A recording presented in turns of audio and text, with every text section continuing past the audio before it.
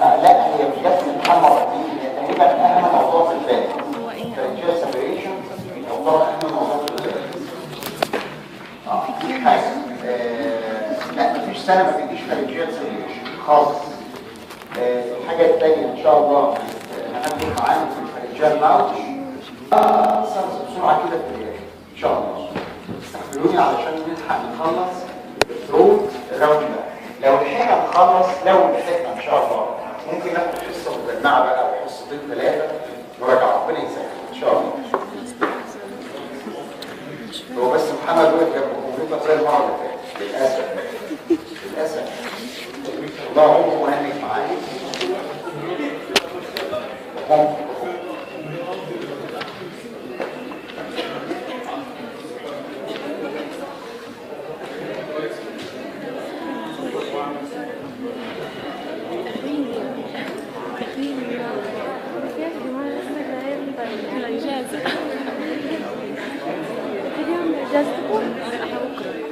انت شوف اجازه يعني ما هو لون حلو لون هذا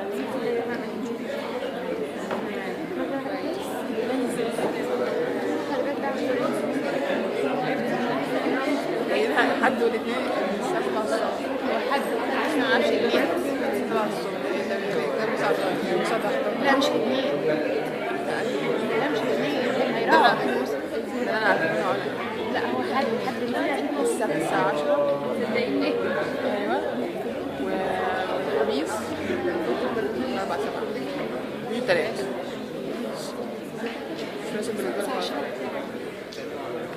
طب احنا عندنا 10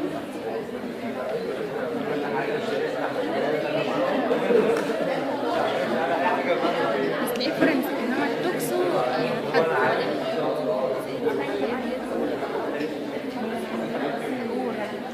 فرنجيال سيبريشن.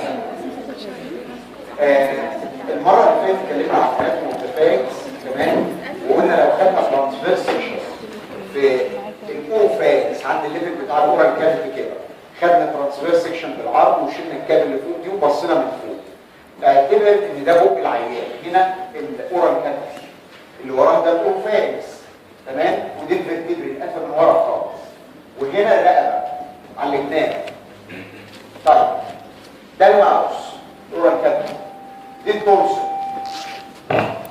المفروض هنا الانتروبيلر وهنا الدستروبيلر وهنا اللوزر، نفس الكلام. وصلت الموقف ليه ازاي؟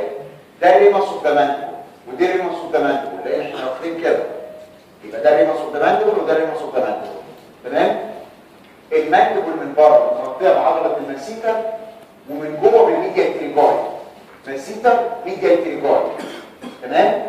دي الريمس اوف ذا ماندبل اللي هي ممكن بعد ما اسمه الريمس اوف ذا ماندبل تبتدي هنا تحس بالكاروتيد بالسيشن اللي هو بنسميه بارافرنجيال سبيس. بارا يعني بجوار، ما هو ده الفارنجز يبقى ده بارافرنجيال. بارافرنجيال تمام؟ يبقى ده البارافرنجيال سبيس وده البارافرنجيال سبيس اللي هو مكانه هنا بارا. تمام؟ ده ريتو فارنجيال سبيس لان ورا الفارنجز. تمام؟ طيب دي التونسل يبقى ده البريتونسولار سبيس. كل سبيس دلوقتي هنقول يعني ايه لان ده يهمنا جدا. تمام؟ يبقى انا عندي 3 سبيسز اهو، واحد حوالين اللوزر بريتونسولار، واحد بجوار الفارنجز بارافرنجيال اللي فيه الكاروتيد ارتري والكاروتيد شيز. كل ده كاروتيد شيز اللي هو الكاروتيد ارتري، الكاروتيد ارتري بالانترجيكولار فين بالفيجاس بالحاجات دي كاروتيد شيز. ده ريتو فارنجيال سبيس. حتى يقول لهم الاثنين كونتينوس البارا مع ريتو مفيش مشكله. ناخد الليرز اوف ذا فارنكس بتاع الاناتومي بتاع المره اللي فاتت. لو انا قطعت مقطع بالعرض هنا، ودي اهم حته الاناتومي علشان نفهم الموضوع بعد كده، هلاقي من جوه دي الميكوزا اهي. الميكوزا اللي هي دي اورال ميكوزا، دي اوروفارنجيال ميكوزا، هي اللي هي بتغطي التورسل وبتبقى انفاجينيتد هنا وتعمل حاجه اسمها كريبتس. تمام؟ يبقى اول لير من جوه ميكوزا لير او ابيثيليال لير ستراتيفايد سكوماس ابيثيليال. كل الفارنكس ستراتيفايد سكوماس ابيثيليال ما عدا ميزو تبع السبايرال. تمام. بعدها الصب ميوكوزال او الصب ابيثيليال تيشو اللي هي فيها تونسل الفول تيشو. ما هي التونسل اعتبر الاسود دي ميوكوزا، كل ده صب ميوكوزا او صب ابيثيليال. تمام. دي للصب ميوكوزا لير. تمام. هيبقى الماسكولار لير، دي ماسكولار لير اللي هي من قدام اسمها الباكسينيتور، هنا اسمها باكسينيتور اللي بتكون الخد. من ورا تكونتينيو مع السيفير كونستريكتور، هي بس ما بينهم الترجماتيبلار ليجامنت. تمام. يبقى دي الباكسينيتور تكونتينيو مع ورا يبقى السيفير كونستريكتور، باكسينيتور تكونتينيو مع ورا يبقى السيفير كونستريكتور. تمام. اللوزه كانت بتنام على السيفير كونستريكتور، توصلها البيت علشان اسئله الام اس كيو، توصلها البيت هي السيفير كونستريكتور. دكتور بعد الماسكولار لير اللي هي البني الدارك ده هيبقى فيشيال لير، الفاشيا. تمام. اسمها باكو فارنجيال فاشيا. باكو علشان بتغطي الباكسينيتور، فارنجيال لانها بتغطي الفارنجيال مصر. طبعا الفارنجيال مصر الكونستريكتور كلهم من فوق لتحت، بس احنا واخدين مقطع فوق عند اوفاكس. يبقى دي الباكو فارنجيال فاشيا، باكو فارنجيال فاشيا. دكتور انت قلت لي دي فيرتبري، يبقى اللي قدامها دي البري فيرتبرال فاشيا، والحمراء دي بري فيرتبرال مصر، البري فيرتبرال مصر. ما بين الباكو فارنجيال فاشيا والبري فيرتبرال فاشيا حاجه اسمها ميديان راك، السودا دي لازقين في بعض، اللي هو الانسيرشن بتاع الكونستريكتور مصر. تمام. الكونستريكتور دي تبقى انسرتد هنا، الكونستريكتور دي انسرتد هنا، يبقى ده اسمه ميديان راك. الميديان راك ده اسامبلي ريتروفارنجيال سبيس الى رايت وليفت، الاثنين مش بيكونتينوا مع بعض. يبقى ريتروفارنجيال سبيس رايت وليفت ما بين ايه وايه؟ بين الباكو فارنجيال فاشيا من قدام والبري فيرتبرال فاشيا من ورا. دي السبيسز الثلاثه اللي حوالين الفارنكس. بريتونسلر ما بين الكبسول والتونسل والسيفير كونستريكتور ماسل. تمام. يبقى ده البريتونسلر اللي هو الصب ميوكوزال سبيس، ده البريتونسلر. لما يجي فيه ابسس يبقى اسمه كوينزي، وده اشهر واحد فيه واهم واحد فيهم تقريبا، كوينزي اللي هي بريتونسلر ابسس. ده البارافارنجيال اللي فيه كاروتيد شيس اهو، البارافارنجيال بيمتد من السكال بيس لغايه الهايوت بون. تمام. ينتهي عند الهايوت بون يتقفل، ده اسمه بارافارنجيال سبيس. لما يجي فيه ابسس يبقى اسمه بارافارنجيال ابسس. اما اللي ورا ده ريتروفارنجيال، في حاجه اسمها ليمف جلاند اوف هينل، ليمف جلاند اوف هينل. الحقيقه الليمف جلاند اوف هينل دي موجوده في الاطفال بس، يعني ما تلاقيهاش في الكبار، بيحصل لها اتروفي في الحته دي. وكلمه 5 سنين دي مش قران، يعني يقول لك بعد 5 سنين يحصل لها اتروفي، الكتب بتبقى كده، ولكن هي اكشولي مش 5 سنين افتر ذا تشايلد هود بيبي يحصل لها اتروفي. دي اسمها ليمف جلاند اوف هينل. لو حصل لها انفكشن وفرقعت وكونت ابسس، كونت ريتروفارنجيال ابسس، اكيوت ريتروفارنجيال ابسس. يبقى الاكيوت ريتروفارنجيال ابسس يا اما يجي رايت يا اما يجي ليفت، لان في ميديان راك بيحوش. يبقى لما يعمل بلج تو وان سايد في ميد لاين. ليه مش في الميد لاين؟ لان في ميديان راك. ده اسمه ايه؟ اكيوت ريتروفارنجيال ابسس. لما الليمف جلاند هي اللي بتابسس نفسها اسمه اكيوت ريتروفارنجيال ابسس. بس احنا خدنا يا دكتور قبل كده حاجه اسمها كولد ابسس. ده تي بي في الفرتبري، بالمونري تي بي ووصل كازيجا للفرتبري، ففي كازيجا هنا مش باص. بتوع الانف والاذن، ومش بتوع الانف والاذن بس، تقريبا كل الناس بتسميه كرونيك ريتروفارنجيال ابسس. هو مش ابسس، ده هو كازيجا، علشان كده سموه كولد ابسس، لانه مش باص، مش بيسخن جامد حراره 40 والكلام ده، لا. فلو جه كازيجا هنا بقى اسمه كرونيك ريتروفارنجيال ابسس. اما لو جه باص هنا بقى اسمه اكيوت ريتروفارنجيال ابسس. مره جه سؤال نظري ريتروفارنجيال ابسس وسكت، فتقريبا اكثر من 60 ل 70% من الطلبه كتبوا الاكيوت بس. لا، ده الاثنين، الاكيوت والكرونيك. تمام. الكرونيك ريتروفارنجيال ابسس اللي هو كازيجا لما يعمل سويلنج وبالج هيبالج في الميد لاين، ليه؟ لان ورا الميديان رام. وصلت؟ طبعا ما هو لو السابيوريشن هنا هيبارش وان سايد اوف ميد لاين الى البلد، اما لو في كازيشن هنا كل ده هيقل، لانه اصلا بيهايند البريفيتيرال فاشيا، يعني بيهايند الميديان رام. وصلت؟ تمام. يبقى احنا كده خدنا 3 سابيوريشن بسرعه كده. يتبقى سبيس سبمنتيبولار اسمه لوخ فيكس انجينا. لوخ فيكس انجينا عند الناس التخان تلاقي عندهم لوخ هنا. ده سببه ايه؟ ده سببه مش لوز، مش اللوز، لان اللوز مالهاش علاقه بالسبيس ده سببه دينتال انفكشن. سنان التهبت عملت سبمنتيبولار ليمفادينايتس في السبمنتيبولار سبيس. السبمنتيبولار ليمفادينايتس دي الليمف نود فرقعت وابسست، راحت عامله لوخ فيكس انجينا. لوخ فيكس انجينا خدنا مشكله تيجي من السنان في الماكسيلاري ساينس وانترال فيستولا السنان اللي فوق، والنهارده بناخد مشكله تيجي من السنان اللي تحت لوخ فيكس انجينا. تمام؟ ما يبانش في السبيس ده، ما يبانش في الصوره دي طبعا. يبقى اذا احنا عندنا 4 سابيوريشن في الفارس. بيريتونسيلر ابسس ودي اهم واحده، دي الكومنست. وفي قانون يا جماعه كومن از كومن، اعتقد انها جت حاله بروبلم سولفنج السنه دي. تمام؟ وبعدين الطلبه يقول لك ايه؟ دي بارافرنجيال ابسس. لا، البارافرنجيال ابسس مش كومن. تمام؟ كومن از كومن. امتى تقول بارافرنجيال ابسس؟ هقول لك كمان شويه. لو حصل السابيوريشن في الجزء ده بارافرنجيال ابسس. لو حصل في الجزء ده اهو ظللكم اللحظه اكيوت ريتروفارنجيال ابسس. اما لو حصل هنا كرونيك ريتروفارنجيال ابسس، لو في السبمنتيبولار ريجن لوخ فيكس انجينا. طيب تعالى ناخد العناوين. كل ابسس من دول ليه حوالي 7 عناوين.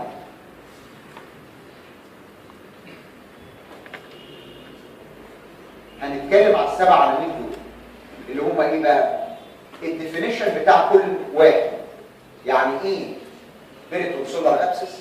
يعني ايه بارافرنجيال ابسس؟ يعني ايه ريتروفارنجيال ابسس؟ يعني ايه لوخ فيكس انجينا؟ بعد الديفينيشن تعريف الديفينيشن. بمعنى انت بتقول لي بيريتونسيلر ابسس ده كولكشن اوف باس في البيريتونسيلر سبيس. طب ما انت ما قلتليش ايه هو البيريتونسيلر سبيس، يبقى لازم تعرف لي ايه هو البيريتونسيلر سبيس. ده الديفينيشن.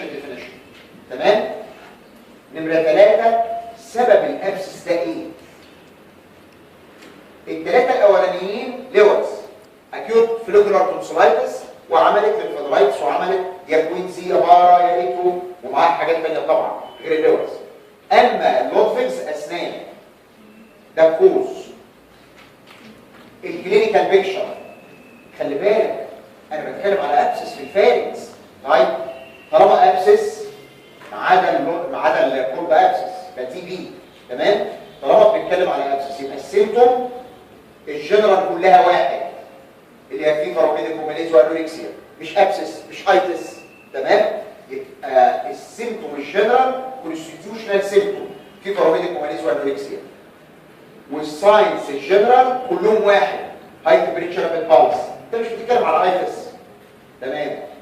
السيمتوم اللوكال كلهم يشبهوا بعض. عشان كده بقول لك بتغلط في البروبلم سولفنج. ده في ابسس في الفارنكس سواء كان بيريتونسيلر ولا بارافرنجيال ولا ريتروفارنجيال، يبقى في صعوبه بلع. ده مش صعوبه بلع عاديه، صعوبه بلع اسمها ديسفيجيا. ده دي كمان صعوبه والم.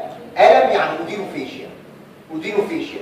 يبقى ديسفيجيا واودينوفيشيا لدرجه مش عارف يبلع الصلايبه بتاعته، فتلاقي الصلايبه نازله. تمام؟ يبقى اذا ديسفيجيا واودينوفيشيا فيها ريفلكت بين الاير كلهم عن طريق مين؟ جاكوبسون اللي هي جروس فرنجيال. معايا؟ يعني اذا في حاجات مشتركه كلهم يا جماعه بيعملوا سويلنج من جوه، يا في البيريتونسيلر سبيس يا البارافرنجيال يا ريتروفارنجيال، دول مكان. وكلهم يا جماعه بيعملوا سويلنج من بره اللي هو الليمف نود.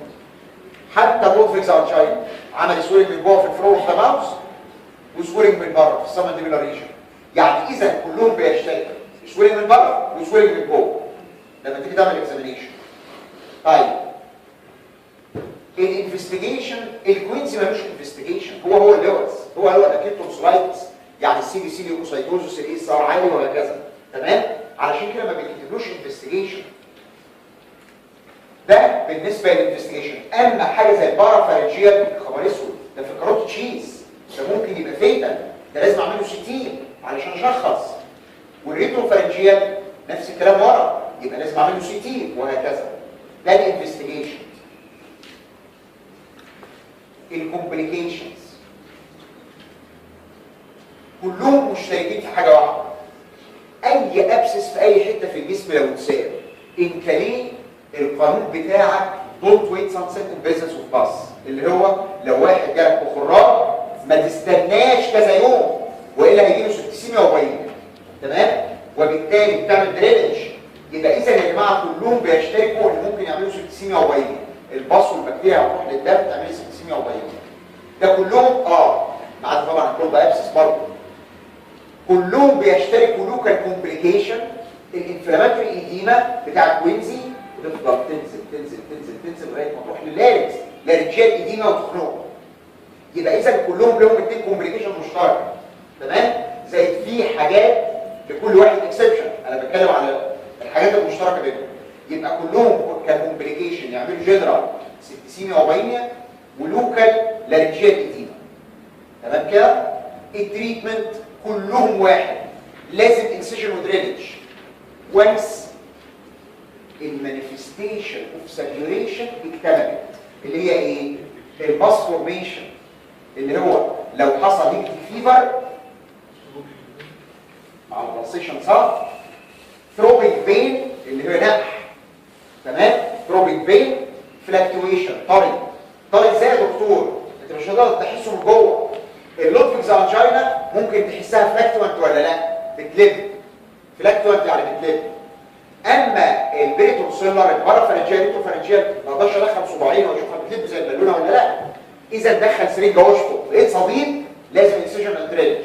يبقى انا قلت 3 كرايتيريا للسابيوريشن: هيكتيك فيفر، ثروبيك بين، وثروبيك بين دي مهمه جدا، اسبريشن تجيب باص. تمام كده؟ ده بالنسبه للتريتمنت. معظمهم محتاج هوسبيتاليزيشن لما يبقى فيتال. الكوينزي يمكن ما بنقولهاش لان الكوينزي انا ممكن افتحه في عيادتي عادي. طيب ناخد بقى ال7 عناوين دول. ناخد ال7 عناوين. احنا قلنا كده برود لاينز. اول حاجه الكوينزي. الصوره دي اللي انت شفتها، بس من فضلك انقلي البارافارنجيال سبيس ده هنا. يعني الصوره دي غلط انها مرسومه ورا شويه. كويس ان احنا غلطنا علشان ما تغلطش انت كمان. تمام؟ يبقى اذا ده الترانسفير سيكشن في الاوروفارينكس، هو ده البيركونسولار سبيس، ده البارافارنجيال سبيس، ده ريتو. دي الصوره بقى كرونال كده. كرونال ازاي؟ جبت سطور وقطشت الحته دي ورميتها وببص كده. اللوزه اهي واللوزه اهي والطنج اهو، ودي اليوفيا والسوفت بالك، وده النيزوفارنكس ادينويد والاوستيكيال تيوب. العيان باصص لك كده. تمام؟ هتلاقي السبيرو كونستريكتور هنا يمين وشمال اهي. اهي. قبل السبيرو كونستريكتور كانت اللوزه مغطيه بكبسول. خدت لي بالك؟ السبيس ده اسمه البيريتونسولار سبيس، اللي هو ده. بيريتونسولار سبيس اللي هو بين ايه وايه؟ بين الكبسول اوف ذا تونسل والسبيرو كونستريكتور ماسل عند الابر بول اهو. تمام؟ الانفكشن بدأ فيه ازاي؟ اكيوت فوليكولار تونسلايتس عاديه، الكريبتس مليانه باص، الكريبتا ماجنا اللي هي اكبر واحده دي اتزنق فيها الباص وكانه عمل انترا تونسولار ابسس. مش ابسس معناها باص كوليكشن، الباص اتجمع هنا واتقفل عليه انفلاماتوري ايديما او فود ديبريس. الكريبتا ماجنا دي قعدت تزيد تزيد تزيد لغايه ما فرقعت كده. لو انا رسمتها هرسمها كده، ده السبيرو كونستريكتور اهي. الانفكشن بدا هنا اهو وراح مفرقع هنا اهو. تمام؟ فعمل لي بيريتونسولار ابسس. يبقى ايه هو الديفينيشن؟ ديفينيشن كوليكشن اوف باص في البيريتونسولار سبيس. ديفينيشن ما هو الباراتونسيلر سبيس؟ البيريتونسيلر سبيس ما بين الكبسول اوف ذا تونسل والسيفير كونستريكتور اللي هو البيت عند الابر بول. ايه السبب بتاع الكوينزي؟ انفكشن في الكيرتا ماجما وفرقعت في البيريتونسيلر سبيس. هو ده اول ثلاث عناوين.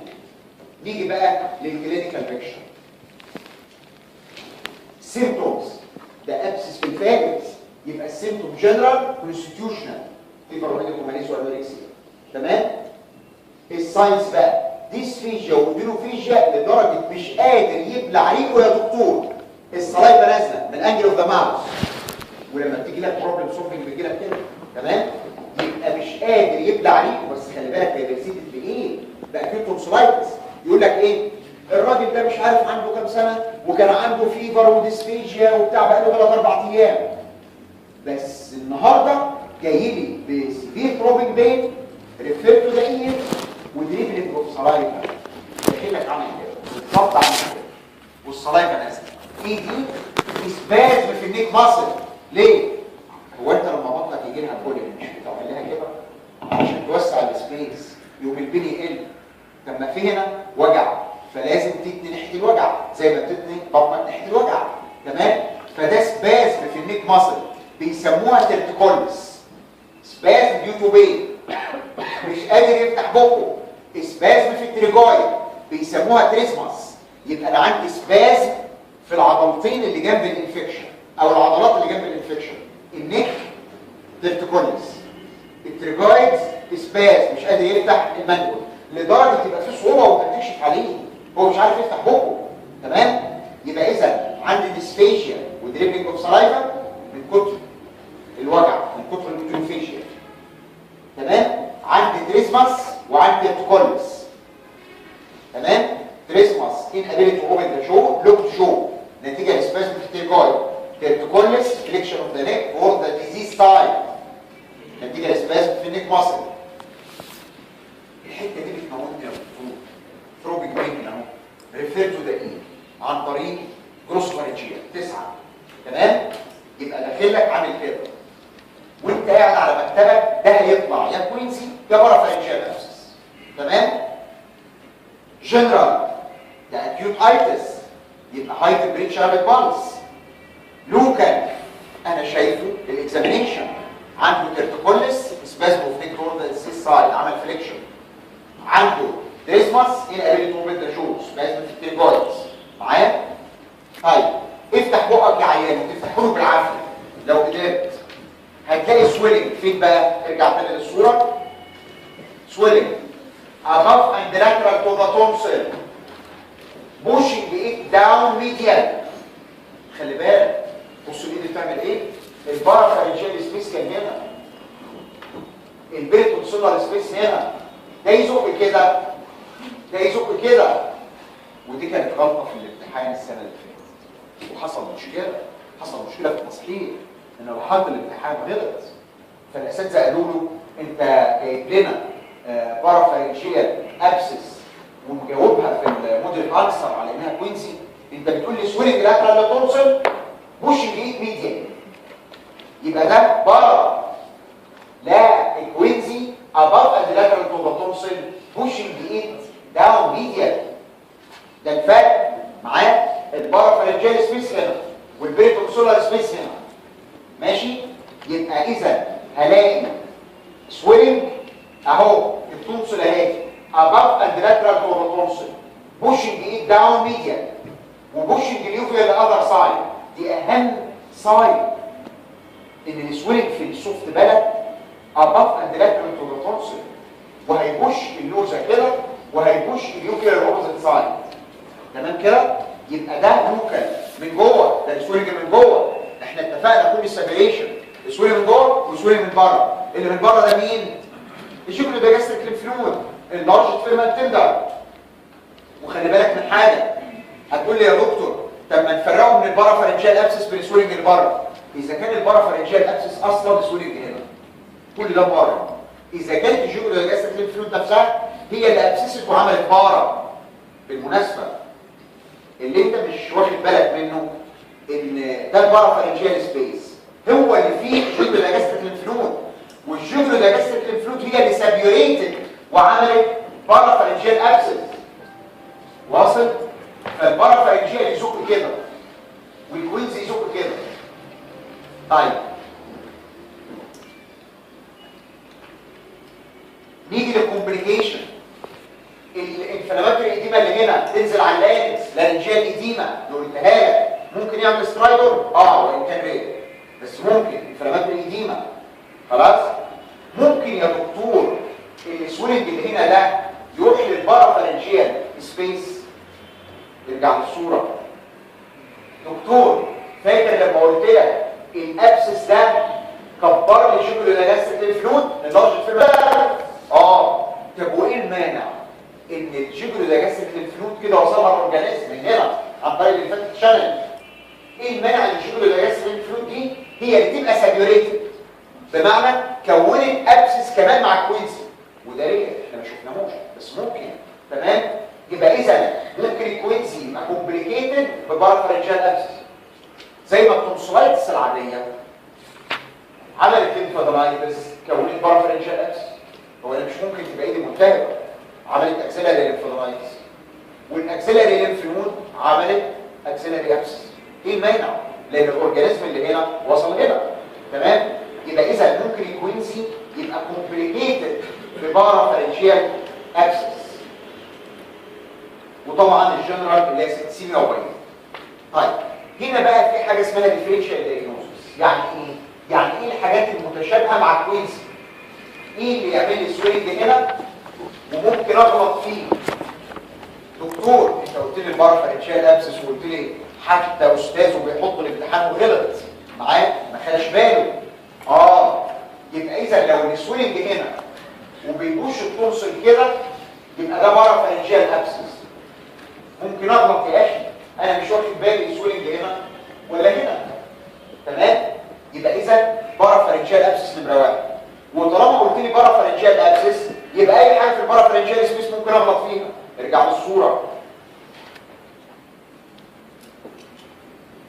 ده البارافارنجيال سبيس ممكن يجي له ابسس ويزق اللوزه ميديالي واغلط فيه ما بينه وبين الكوينسي. دي اول حاجه. تاني حاجه ده كاروتيد الكاروت ارتري مش ممكن يجي له انيوريزم ويبوش التونسل واغلط فيه. ودي حصلت لاحد الاساتذه العظام مش عارف في الستينات ولا السبعينات بيحكوا لنا عليه. دخل كوينزي على انه كوينزي وهو كان انيوريزم، ومع اول ضربه مشرط المفروض ده العين مات تيبل لها قصه كده بيحكوها عندنا. اذا يا اخي قبل ما تضرب المشرط حط سرنجه وشفر، لو جه دم يبقى ده انيوريزم، يبقى ممكن كاروتيد انيوريزم. تمام؟ ممكن ايه تاني؟ ممكن شوانوما في الفيجاس، ما هو ده الفيجاس. تمام؟ ممكن شوانوما تطلع منه مثلا ولاد دي الباروتيد جلاند على المسيتر اوف ذا ماندبل. دي الباروتيد اهي. الباروتيد دي زي ما هناخد في نيك سويلنج لها سوبرفيشال بار، سوبرفيشال للماندبل بره، ودي بار دي بليريوم اوف ذا ماندبل داخل جوه. هو ده دي بار. بالمناسبه الفيشال نيرف هنا بيقسم الى سوبرفيشال لوب ودي لوب. على فكره قالوا لك في الاناتومي ان التقسيمه دي غلط وكلامكم صح. اوعى تفتكر ان الباروتيد تو لوبس بحيث ان بينهم كبسول، ابدا، ده هو حاجه واحده بس قسمناها سيرجيكال كده. تمام؟ هنا الفيشال نيرف الحته دي جوه الباروتيد، كل ده اسمه سوبرفيشال لوب وكل ده اسمه الديب لوب. الديب لوب ده ممكن يتورم ويزق لي لوزر يملى البارافارنجيال سبيس. يبقى اذا تيومر من الديب لوب اوف ذا باروتيد. طبعا في جزء من الباروتيد داخل ورا. تمام؟ تيومر من الديب لوب اوف ذا باروتيد زي بريمورفيك ادينوما وخلافه. تمام؟ يبقى اذا اي بارافارنجيال سويلنج ممكن يتغلط مع الكوينسي. تمام؟ في حاجه تاني دكتور الصوره دي ايه المانع؟ دي على فكره اللوزه الطبيعيه ودي اللوزه اللي فيها بيلتونسيلر اكسس. ايه المانع ان يكون الديب برضه ده تونسل؟ انت عارف انت عندك فكره ان في جزء من اللوزه هيدن ورا البلع التونسيلر فصه، ففي جزء من اللوزه هنا. ايه المانع يا دكتور ان الجزء ده يكون هو اللي ورم تورم عمل تيومر وهو اللي كبر اللوزه كده؟ فايه المانع وانت غلطت وقلت لي كوينسي؟ يا دكتور الكوينزي عامل فيفر وثروبنج بين، ايه المانع ان يكون معاه اكيد فوليكولار تونسلايتس؟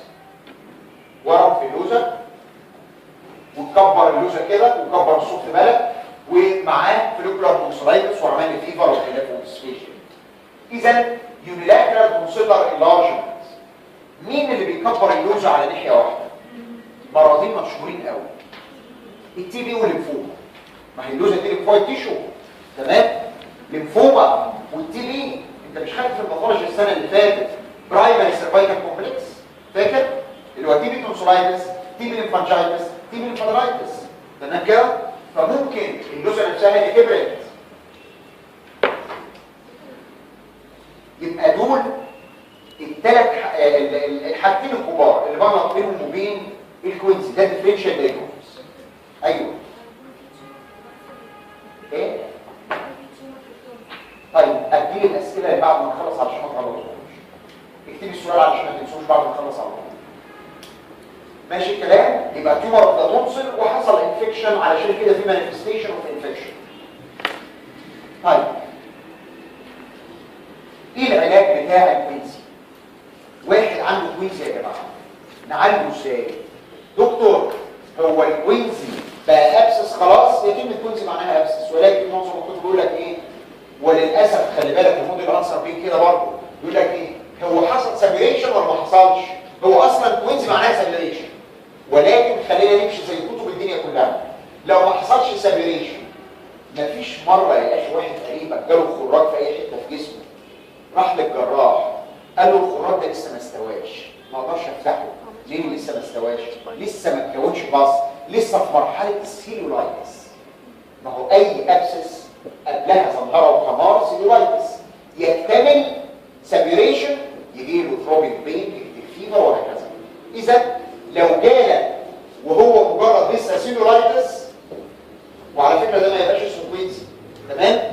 يبقى اذا عالجه كانه اكيد تونسلايتس، هيخف بالانتي بايوتيك، هتلحقه. اما لو جالك وهو اوريدي سابيوريتد اللي هو فيها الثلاث حاجات، ثروبنج بين ودي اهم واحده، هيكتيك فيفر صهد مع النبض، تمام؟ ودخلت السرنجه جاب الدم، في الحاله دي يبقى في سابيوريشن. يبقى في الحاله دي لازم افضي انسيجن ودرينج، لازم تفتح وتفضي الصديد علشان ما يجيلوش سينوبينيا. يبقى انسيجن اند درينج.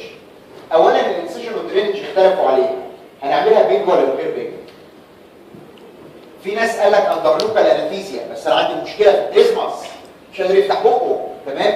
بس لها ميزه اللوكال انستيزيا ان العين صاحي، فطالما صاحي لو انا ضربت المشرط هنا اهو ونزل صليد مش هينزل على البنك والتراكيه لانه صاحي فهيكح ويتف. اما لما بيبقى نايم ممكن الباص ينزل مني على التراكيه. على فكره وانت نايم اندر انستيزيا مفيش كف ريفلكس، الريفلكس بتاع الكف انهبيتد معايا. طب ما انا ممكن اشفط، اعمل انسيجن واشفط مثلا، يبقى هو الميزه علشان الكافنج بتاع الاكسبكتوريشن بتاع اللوكال انستيزيا، والميزه بتاع الجنرال علشان اخد راحتي في الفتح علشان الديزماس، تمام؟ تمام. المشرط بتاعك السكينه بتاعتك لازم تحمي التب، بتجيب حته بلاستر وتلفه حوالين سلاح المشرط. دي ايد المشرط اهي، ده الايد الدراع بتاع المشرط وده السلاح، تمام؟ لو انا والعيان قاعد كده بالذات اندرلوكال وحتى ممكن تضرب اندرجنرال ورحت ضارب ممكن يروح داخل على الكاروتيد شيز، يبقى يو هاف تو بروتكت. ازاي؟ يو هاف تعمل جاردنج، تلف بلاستر هنا اهو، عملت له شولدر هنا، شولدر اهو وشولدر اهو، بحيث يبقى في مصدات ما يدخلش ديب انجن معايا. يبقى عملت شولدرنج، the knife must be guarded to avoid deep injury. ده في شولدر اهو وشولدر اهو، تمام كده؟ هتفتح فين؟ بص يا دكتور، احسن حته تفتح فيها قانون في كل السابيريشن هتاخدها في الجراحه العامه، بيقول لك الموست بانجنج بوينت، الموست بوينتنج بوينت. ده خراج شوف راسه فين، اكتر حته بوينتنج ابى فيه، يبقى هي دي اللي بدا فيها الانفكشن. انا عايز اول ضربه مشرط ليا تجيب صديد، مش عايز اقعد اضرب هنا يجي دم، اضرب هنا يجي دم واقعد اقطع في العيان. لا، انا عايز اول ضربه مشرط تروح هي اللي جايبه صديد وخلاص. يبقى انت بتضرب المشرط بتاعك في راس الخراج اللي هم بيسموها باللغه العربيه الفصحى الطيف. الطيف اللي هي الموست بالجنج بوينت او الموست بوينتنج بوينت. تمام؟ طيب مش لاقي الموست بالجنج بوينت، دخل سرنجه واشفط المنطقه اللي تجيب صديد. السرنجه دي مش هتعور، ده مجرد سرنجه. المنطقه اللي تجيب صديد افتح فيها. تمام؟ انا كل ده عايز اعمل درينج. يبقى اذا يا الموست بالجنج بوينت، وده زي ما هو متعارف في كل الابسيسيس، يا اما النقطه اللي هتجيب صديد. ولاد لو منكم حد قاعد من الازهر هنا، هو هنا ماشيين على قصه قديمه كده كانت مكتوبه في الكتاب ده زمان ولغناها، بس الكتب الالف والاذن القديمه كاتباها، كل الكتب بره لغتها. يقول لك ايه بقى اللي جات لهم في الامتحان من سنتين؟ خد ترانسفيرس انسيشن، تمام، من عند البيس اوف ذا يوفيلا. طبعا الكلام ده كلام فارغ او مستحيل. خد ترانسفيرس لاين من عند البيس اوف ذا يوفيلا للاست ابر مولر توس كده، تمام، واطلع خد الميد بوينت بتاعته ده ايه؟ الحته ده ايه؟ يبقى هي دي الكويز. يعني ترانسفيرس لاين من البيس اوف ذا يوفيلا للاست ابر مولر توس في الميد بوينت. تمام؟ دي واحده. الواحده الثانيه اعقدك اكتر. خد الترانسفيرس لاين من البيس اوف ذا يوفيلا، تمام، وخد فيرتيكال لاين عند الاتاتشمنت ما بين الانتروبيلر للطنج. الانتروبيلر اهو، تمام، خد فيرتيكال لاين هنا مثلا واطلع نص سنتي لاترال للميتنج بوينت بتاع التو لاينز. حاجات معقده. هو انا هدخل مسطره في بق العين ومكتوب على الرئيس؟ ده كلام فارغ، الكلام ده بقى اوبسوليت، بس انا بقوله. تمام؟ يبقى اذا ترانسفيرس لاين من البيز اوف ذا يوفيلا للاست ابر مولر توث في الميد بوينت بتاعته، يا اما نفس الترانسفيرس لاين مع فيرتيكال لاين مع الاتاتشمنت ما بين الاتاتشمنت اوف ذا انتروبيلر والطنج اهو، واطلع نص سنتي اللي هي الميد بوينت بتاع الاولاني. تمام؟ وافتح. دول طريقتين تانيين اهو، بس طبعا كلام فارغ زي ما قلت. طيب في ناس يقول لك ايه؟ طب ما تفتح في كريبتا ماجنا. طب وهي الكريبتا ماجنا باينه يا دكتور؟ ده اللوزه كلها انفليد واديمتاس، يعني الكريبتا دي اديمتاس ومقفوله مش باينه. يبقى اذا الطريقتين اهم طريقتين في الموست بوينتنج بوينت، ولو دخلت سرنجه وجابت صدي. دكتور هو معنى انك عملت انسيشن ودرينج الموضوع انتهى؟ ابدا، ده انت هتجيب العيان تديله سيستميك انتي بايوتيك وانالجيزيك انتي بايوتيك وتفتح له في نفس الوقت كله، مش تعمل انسيشن وبعدين تديله انتي بايوتيك زي الترتيب ده، لا، ده كله ات ذا سيم تايم معايا. يبقى اذا هفتح له الخراج انسيشن ودرينج، هديله بايترال انتي بايوتيك وانالجيزيك انتي بايوتيك، واديله ميعاد بعد شهر. اقول له من فضلك عايز اشوفك بعد شهر. ليه؟ هشيل لك الدوز ايه؟ هشيل لك اللوز. ليه؟ اصل الكريبتا ماجنا فرقعت على البيرتونسولار سبيس، فكل ما يجي له انفكشن في الكريبتا ماجنا اللي هي الكريبتونسولايتس هيجي له ايه؟ كوينزي. ليه؟ السكه اترصفت. بص بقى، دي الكريبتا ماجنا، دي الكريبتا ماجنا دي، وده الكبسول اهو، وده السبيرو كونستريكتور. حصل تاك هنا اهو، هنا اهو، اتكون شانل ما بين الكريبتا ماجنا والبيرتونسولار سبيس. كل ما يجيله فلوكولار تونسولايتس الباص هيروح داخل وعامل له كوينزي.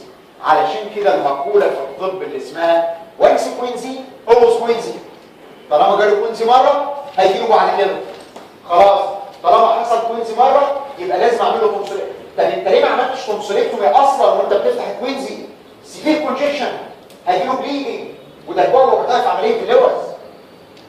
امتحان النظري اللي فات على طول الكومبليكيشن اوف تونسوليكتومي. اذا انت ما ينفعش تشيل اللوزه، تمام، وهي انفليمد في الكوينزي، هي انفليمد، فانا هديله مهله شهر وبعد كده يجيني اعمل له تونسوليكتومي. ليه؟ علشان في تراك شانل يتكون وانس كوينزي ونص كوينزي. حديثا الكتب الجديده كاتبه ايه؟ وانس كونز روز كوينسي دي مقوله صح في خمس الحالات فقط، 20% من الحالات، ولكن احنا ماشيين على طريقه ايه هنا؟ وانس كونز روز كوينسي. تمام؟ لكن مش شرط يا دكتور، ممكن الفايبرس اللي اتكون ده يحصل له اوبليتيشن، ولكن امشي على طريق وانس كونز روز كوينسي. في ان بي حمراء بقول لك سام تايمز انا مضطر اشيل اللوزه وانا بعمل الكوينسي وتاخد ريسك اوف بليدنج. ليه؟ لانك مش عارف تفتح الكوينسي. ما هو الكوينسي لو اتساب هيموت، ما هو ده ابسس. مش عارف تفتح الكوينسي ليه؟ قال ايه؟ ما كانش اباف اند لاترال تو ذا تونسل، كان بيهايند التونسل. التونسل اهي وهو وراها، فانا مش عارف افتحه، فعلشان افتحه لازم اشيل اللوزه من قدامه وبعدين افتحه. طيب وده فيرس اوف بليدنج؟ نعم. تمام؟ انا عمري ما شفتها في حياتي. ده انت تقولها في الاخر ام دي كده وانت مكسوف وبتكتب فيري فيري رير، اهي مكتوبه رير. تمام كده؟ انت مضطر تاخد الريسك. ومش هقول لك اسمها ايه علشان ما تقعدش تقول في الشفا وكده، لها اسم كده عمليه. تمام؟ طيب البارافارنجيال ابسس بقى. ايه البارافارنجيال ابسس ده؟ نمشي على السبع عناوين بتوعنا. البريكوكسولار كان هنا، البارا هنا. ده ديفينيشن كوليكشن اوف باس في البارافارنجيال سبيس. ديفينيشن ما هو البارافارنجيال سبيس؟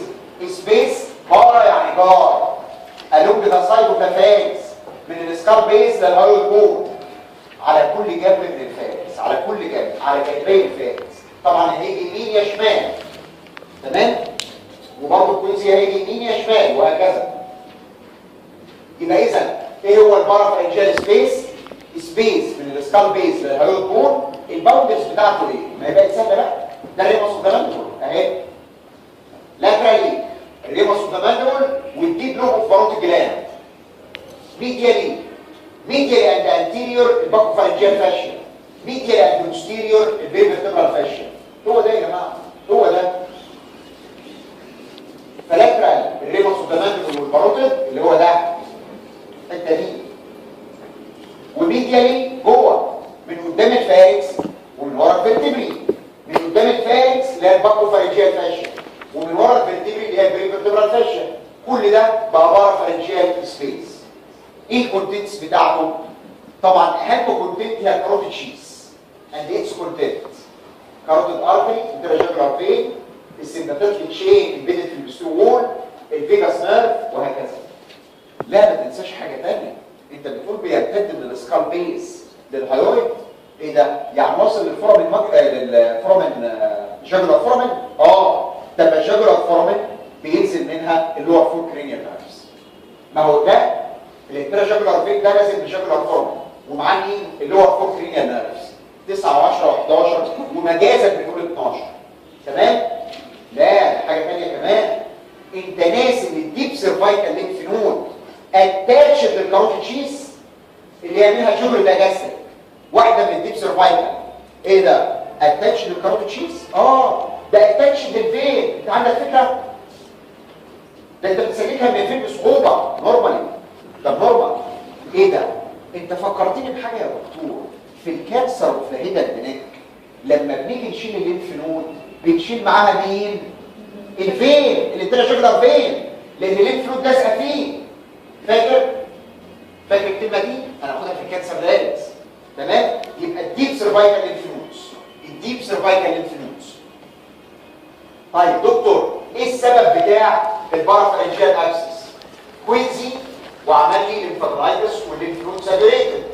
اكيوت فلوكولار تونسلايتس عاديه وعمليه الليمفادرايتس والليمف نود ساتوريتد. بلاش دكتور انف واذن بيعمل عمليه اللوز، بدل ما يقشرها من كبسولتها كان راجل عنده ضمير وشاطر زياده عن اللزوم، شالها بالمصل بتاعتها السبيرو كونستريكتور، فتح السكه ما بين الاوروفارينكس والصلايفه والقرف والبكتيريا والبارافارنجيال سبيس. خرم المصل يا دكتور، عور المصل ده، هو اللي رصف طريق. تمام؟ عمل انجري السبيرو كونستريكتور وهو بيشيل اللوزه، فجاب له بارافارنجيال ابسس. تيجي بعد عمليه اللوز. واصل؟ يبقى اذا اخر واحده اشطر كونسوليكتومي امتى لو حصل انجري لمين؟ للسيبيرو كونستريكتور ماسل، لان السيبيرو كونستريكتور هي اللي بتحمي ما بين هنا وهنا. تمام كده؟ نيجي بعد كده للكلينيكال بيكشر. تخيل هي كوينسي، هي بالظبط ما عدا فروقات بسيطه قوي. بنقول ده عباره عن بارافرنجيال ابسس، يبقى السيمتوم جنرال كونستيتيوشنال. تمام؟ لوكال نفس القصه بتاع كوينسي، داخل لك عامل كده ديسفيجيا، اودينوفيجيا، دريبلينج اوف سلايفا، حتى لو عاده مش قادر يبلعه. تمام؟ نيك بين هنا ويسمع في الاير، هو كوينسي. تريزماس مش قادر يفتح بقه. تمام؟ سباسميك تريجويد، ترتكولس مش قادر يفرد رقبته، فليكشن اوف ذا نيك تو ذا ديزيز سايد. ليه؟ سباسميك في النيك ماسل. بالمناسبه تخيل مره جاله قال له في سؤال بروبلم سولفنج بعد ما اداله الحاله، قال له ايه سبب التريزماس؟ بين عمل سباسميك تريجويد. سهله. تمام؟ يبقى اذا كل دي هي كوينسي الى الان. ايه انت زودت لي نيك سويلنج؟ ايه رايك بقى ان في الكوينسي في نيك سويلنج اللي هي مين؟ الليمف نود. بس هنا المره دي الليمف نود نفسها هي الاكسسنت. تمام. طيب الساينس بقى جنرال هاي تمبريتشر اوف بالز، لوكال تريسماس وترتكولس اكنك عامل كده والصلايبه نازله. تمام؟ في سوري من جوه وسوري من بره. هو ده الفرق. السوري اللي من جوه لاترال تو ذا تونسل، لان البارافرنجيال سبيس هنا خلي بالك كوينسي كان فين؟ كان هنا فزق كده ده لاترال فيزوق ميديالي. واضح؟ ودي كانت غلطه السؤال اعتقد اول راوند السنه دي. اول راوند اتظلم قوي وكان في غلطه و30 درجه والمفروض نضرب في فاكتور علشان نزود 10. حصل مشاكل ما اعرفش سمعتوا عنها ولا لا. تمام؟ فالحقيقه بنقول سويلنج لاترال تو ذا تونسل بيبوش ايت ميديال، بيبوش ايت ميديال. ده السويلنج اللي جوه. يبقى ده في فرق بينه وبين الكوينز اهو. تمام؟ اكسترا سويلنج. الاكسترا سويلنج هنا المره دي يا جماعه مش الجوجل الرجاستيك للفنون، ده الابسس نفسه. لان الجوجل الرجاستيك للفنون هي نفسها اللي فتحت وعملت الابسس، هي اللي سابيوريتد. تمام؟ وبالتالي الاكسترا سويلنج هيبقى مكان البارافرنجيال سبيس ما بين ايه وايه؟ انت تقدر تحس الابسس دي للماندبل؟ لا، ده دي للماندبل، ده عظم. هتحسه ازاي؟ يبقى انت بتحسه في الحته الطريه ما بين الريمس اوف ذا ماندبل انتيريور والانترو بوردر اوف ذا ستيروماستويد اللي هو مكان مين؟ مكان الجوجل الرجاستيك للفنون. مش انا قلت لك بلو اند وايد الانجل اوف ذا ماندبل؟ طب ما هي دي البارافرنجيال سبيس اللي فيها الجوجل الرجاستيك للفنون. معايا؟ يبقى اذا ما بين الريمس اوف ذا ماندبل والستيروماستويد ماسل. الولد ده صوره جميله قوي. شايف الابسس؟ هو ده. تمام؟ ما بين الريمس اوف ذا ماندبل والستيروماستويد ماسل. راح واحد اسمه بيك وجه عمل بيكس ترايات. تاني ترايات ناخده في المنهج. في 3 ترايدات. في احد الاساتذه الحقيقه بارع في الاسماء. خلوا بالكم انا خدت دروس زمان. فكل يعني ده يمكن من قبل ما انا حتى ادخل الكليه يعني. فكل اسئلته اسماء جرايزنجر ساين، بيكس ترايات، جرادينيجوس ترايات وهكذا. بيك ده قال 3 حاجات. بيك قال 3 حاجات لو انت شفتهم شك في بارافرنجيال ابسس. اول حاجه سؤال من جوه. من فضلك لما تجاوب سؤال زي ده ارجوك ما تكتبش زي ما انا كاتب. انا كاتب اختصارات مش هعيد تاني. انت قول لي انترنال سويلنج فين؟ لاترال تو ذا تونسل، في اللاترال فرنجيال وول، بوشنج ايت ميديال. تمام؟ ده اول سويلنج. السويلنج من بره من فضلك قول لي فين؟ اللي هو ده ما بين على السايد اوف ذا نيك ما بين الريمس اوف ذا ماندبل والانترو بوردر اوف الستيروماستويد. تمام؟ والتريسماس من فضلك قول لي يعني ايه لوكد جو، ان ابيليتي اوبن ذا جو، سباسميك تريجويدز. لو شفت ال3 حاجات دول شك في بيكس ترايات. طبعا انا رايي ان ده نون سبيسيفيك، ممكن حاجات كتير قوي تعمل كده، ولكن اعتبره كده. بيكس ترايات يشخص لك بارافرنجيال ابسس. الانفستيجيشن في الكوينسي ما قلتش سي تي لان الكوينسي باين يا جماعه. الكوينسي ده اباط عند لاترال تونسل تحت الميوكوزا فده باين. اما ده لا اديب في الكاروت تشيز. فاذا لازم سي تي، لازم سي تي. تمام؟ البارافرنجيال ابسس ممكن يبقى فيتال ان شورت تايم. ليه؟ اصل بيحوط الكاروتيد والانتاج الرئوي. تمام. الكومبليكيشن بقى 2 كومبليكيشن في الكوينزي هم الانفلاماتوري ايديما تنزل لارنجيال ايديما، البص يروح للدم سيبتسيميا وبايل.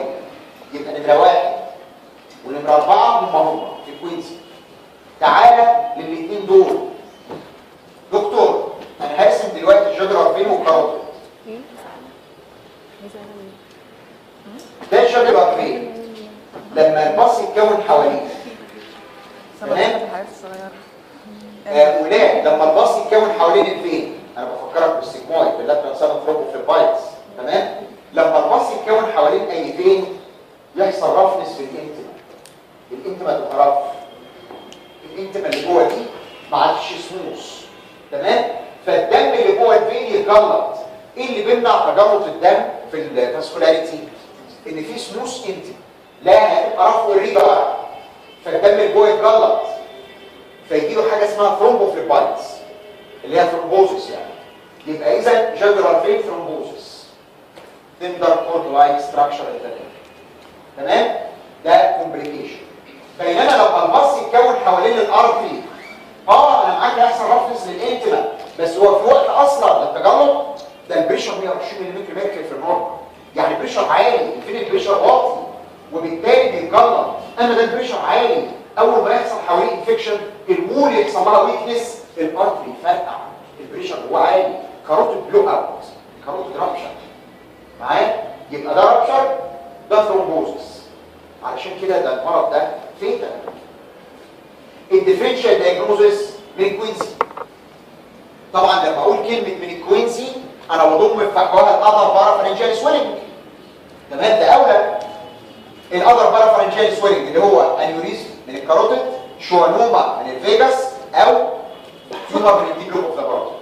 معايا؟ التريتمنت بتاع البارافرنجيال ابسس. علاج البارافرنجيال ابسس، اجل السؤال، اكتب واجل، اكتب ما تنساش. اول ما اخلص سيلبريشن هقول له كويس. التريتمنت بتاع البارافرنجيال ابسس هنا قلت هوسبيتاليزيشن، ما قلتهاش في كوينسي لانه ما كانش فيتال زي ده، وان كان اي ابسس في الجسم ممكن يبقى فيتال. هوسبيتاليزيشن مع بارنترال انتيبيوتيك او انسيك انتيبيوتيك ده العادي، وفي نفس الوقت اعمل له انسيجن ودرينج. امتى تعمل انسيجن ودرينج يا دكتور؟ لو كون المانيفستيشن اوف سابيوريشن اللي هم مين؟ ثروبيك بين، هيكتيك فيفر، واسبريشن تجيب باص. هتعمل انسيجن ودرينج فين؟ زي ما قلت في الكوينزي هعمل فين وقعدت اشرح فيها نفس الكلام. اهم حاجه في الانسيجن فين؟ في كل واحد. السايت اوف ذا انسيجن along the two border of the stromastoid. الله، ما هو نفس السن. هما ما بين الريموس والجلاندول والاتو بورder ستروماستويد اسف. يبقى اذا الانسيجن هنا فيرتيكال along the two border of the stromastoid over the abscess. over the abscess. تمام؟ يبقى ده الانسيجن. احفظ كل ابسس الانسيجن فيه. يبقى ده من بره، الكوينز كان من جوه. الاكيوت ريتروفارنجيال ابسس. انا عندي ريتروفارنجيال سبيس اهو، ده الرايت والليفت سيبريتد بميديان راك، فايبرس ستراند اسمها ميديان راك. تمام كده؟ دكتور لو حصل باس كوليكشن هنا اهو بقى اسمه اكيوت ريتروفارنجيال ابسس. اما لو حصل كازيشن هنا اهو بقى اسمه كرونيك ريتروفارنجيال ابسس او كولب ابسس تي بي. معايا؟ او بوكس ايسوجاسبار. طيب الاكيوت بقى، الاكيوت ريتروفارنجيال ابسس يعني ايه؟ نمشي على السبعه عن الديفينيشن. collection of pus in retropharyngeal space. Definition. ما هو retropharyngeal space? Space behind the pharynx, between بصوا الايد the buccopharyngeal fascia and the prevertebral fascia اللي هي limited في النص by median lag. اذا يا السبيريشن يحصل هنا يا هنا. عمره ما يبقى في الاثنين لان اصلا سيبريتد فايبر ستراند اسمها median lag. اذا لما يعمل سويلنج يا هيعمل هنا يا هيعمل هنا، عمره ما يعمل في النص. تمام؟ لانه ليميتد بالميديان لاج. هو عباره عن ايه؟ السبب بتاع الريتروفارنجيال ابسس الاكيوت ده ايه؟ اولا يحصل للتشيلدرن بس، ما يحصلش للكبار، ده الاكيوت. الكرونيك في الكبار اللي هو كولد ابسس. ليه؟ عما البلمونري تي بي تعمل كولد ابسس it takes years. معايا؟ الاكيوت ريتروفارنجيال ابسس حصل ليه؟ تونسلايتس، ادينويدايتس، راينايتس، اي انفكشن من دول، وراح عامل ليمفادينايتس في الليمف جلاند اوف هينل اللي هي بيحصل لها اتروفي افتر ذا تشايلد هود بيريد. اذا الليمف جلاند اوف هينل دي مش موجوده غير في الاطفال، حصل لها سيبريشن وابسس. طب ما بعد الطفوله مفيش ليمف جلاند اوف هينل وبالتالي مفيش سيبريشن، يبقى مفيش اكيوت ريتروفارنجيال ابسس.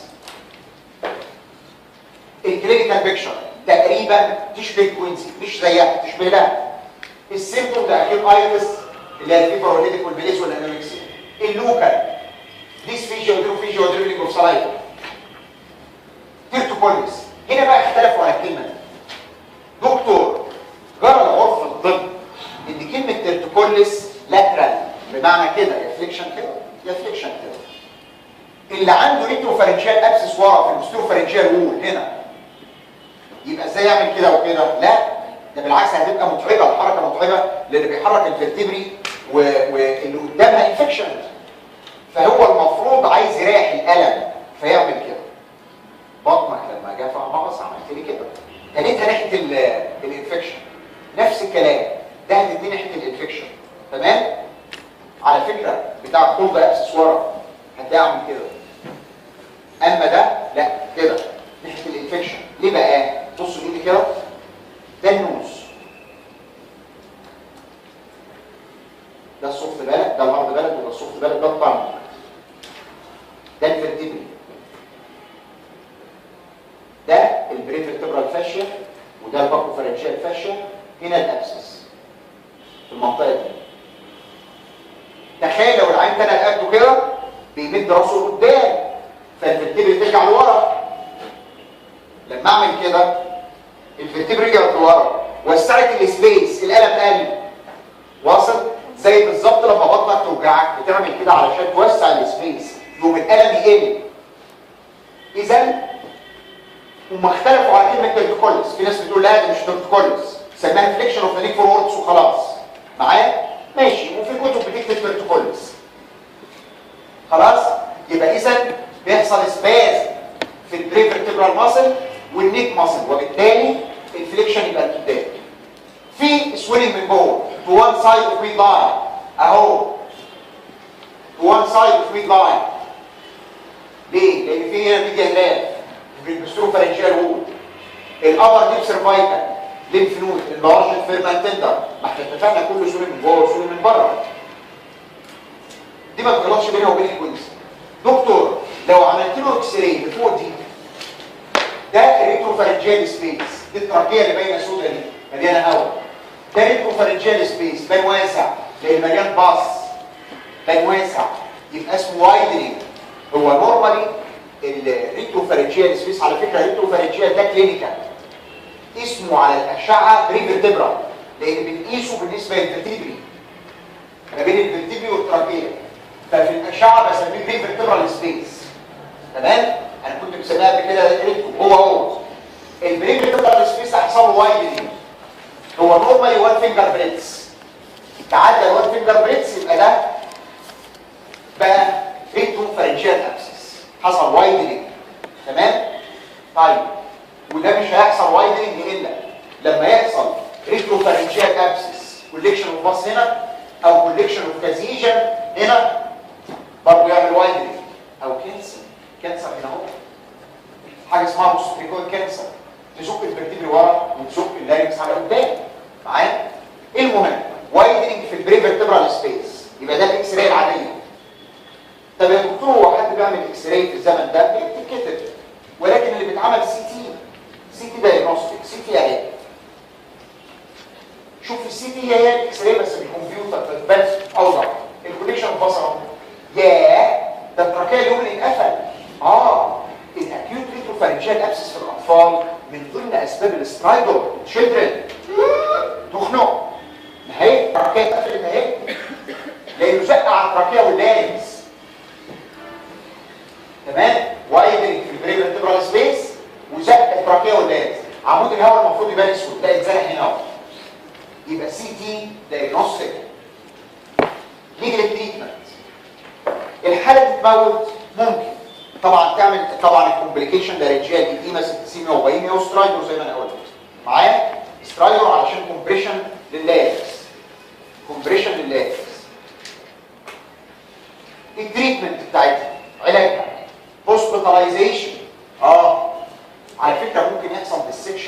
لغايه هتعمل ريتروبرتونيال ابسس لتحت لغايه الابدومين. طيب يبقى اذا هوسبيتاليزيشن مع بريترال انتبايوتيك وريزيستنت انتبايوتيك. انسيجن اند درينج لو ثلاثه كرايتيريا بتوع السيبريشن توفروا، تروبيك بين بنت فيفر اسبريشن اوف باس. خلاص؟ اندر جنرال انستيزيا هتفتح من جوه، خلي بالك الكوينس اللي تحت من جوه، البارافرنجيال ابسس من بره، الوبيدستروماستويد، الاكيوت ريتروفرنجيال ابسس من جوه، لان ورا الميكوزا على طول برضه، تمام؟ الميكوزا والمصل، بس هتفتحها من بره ازاي؟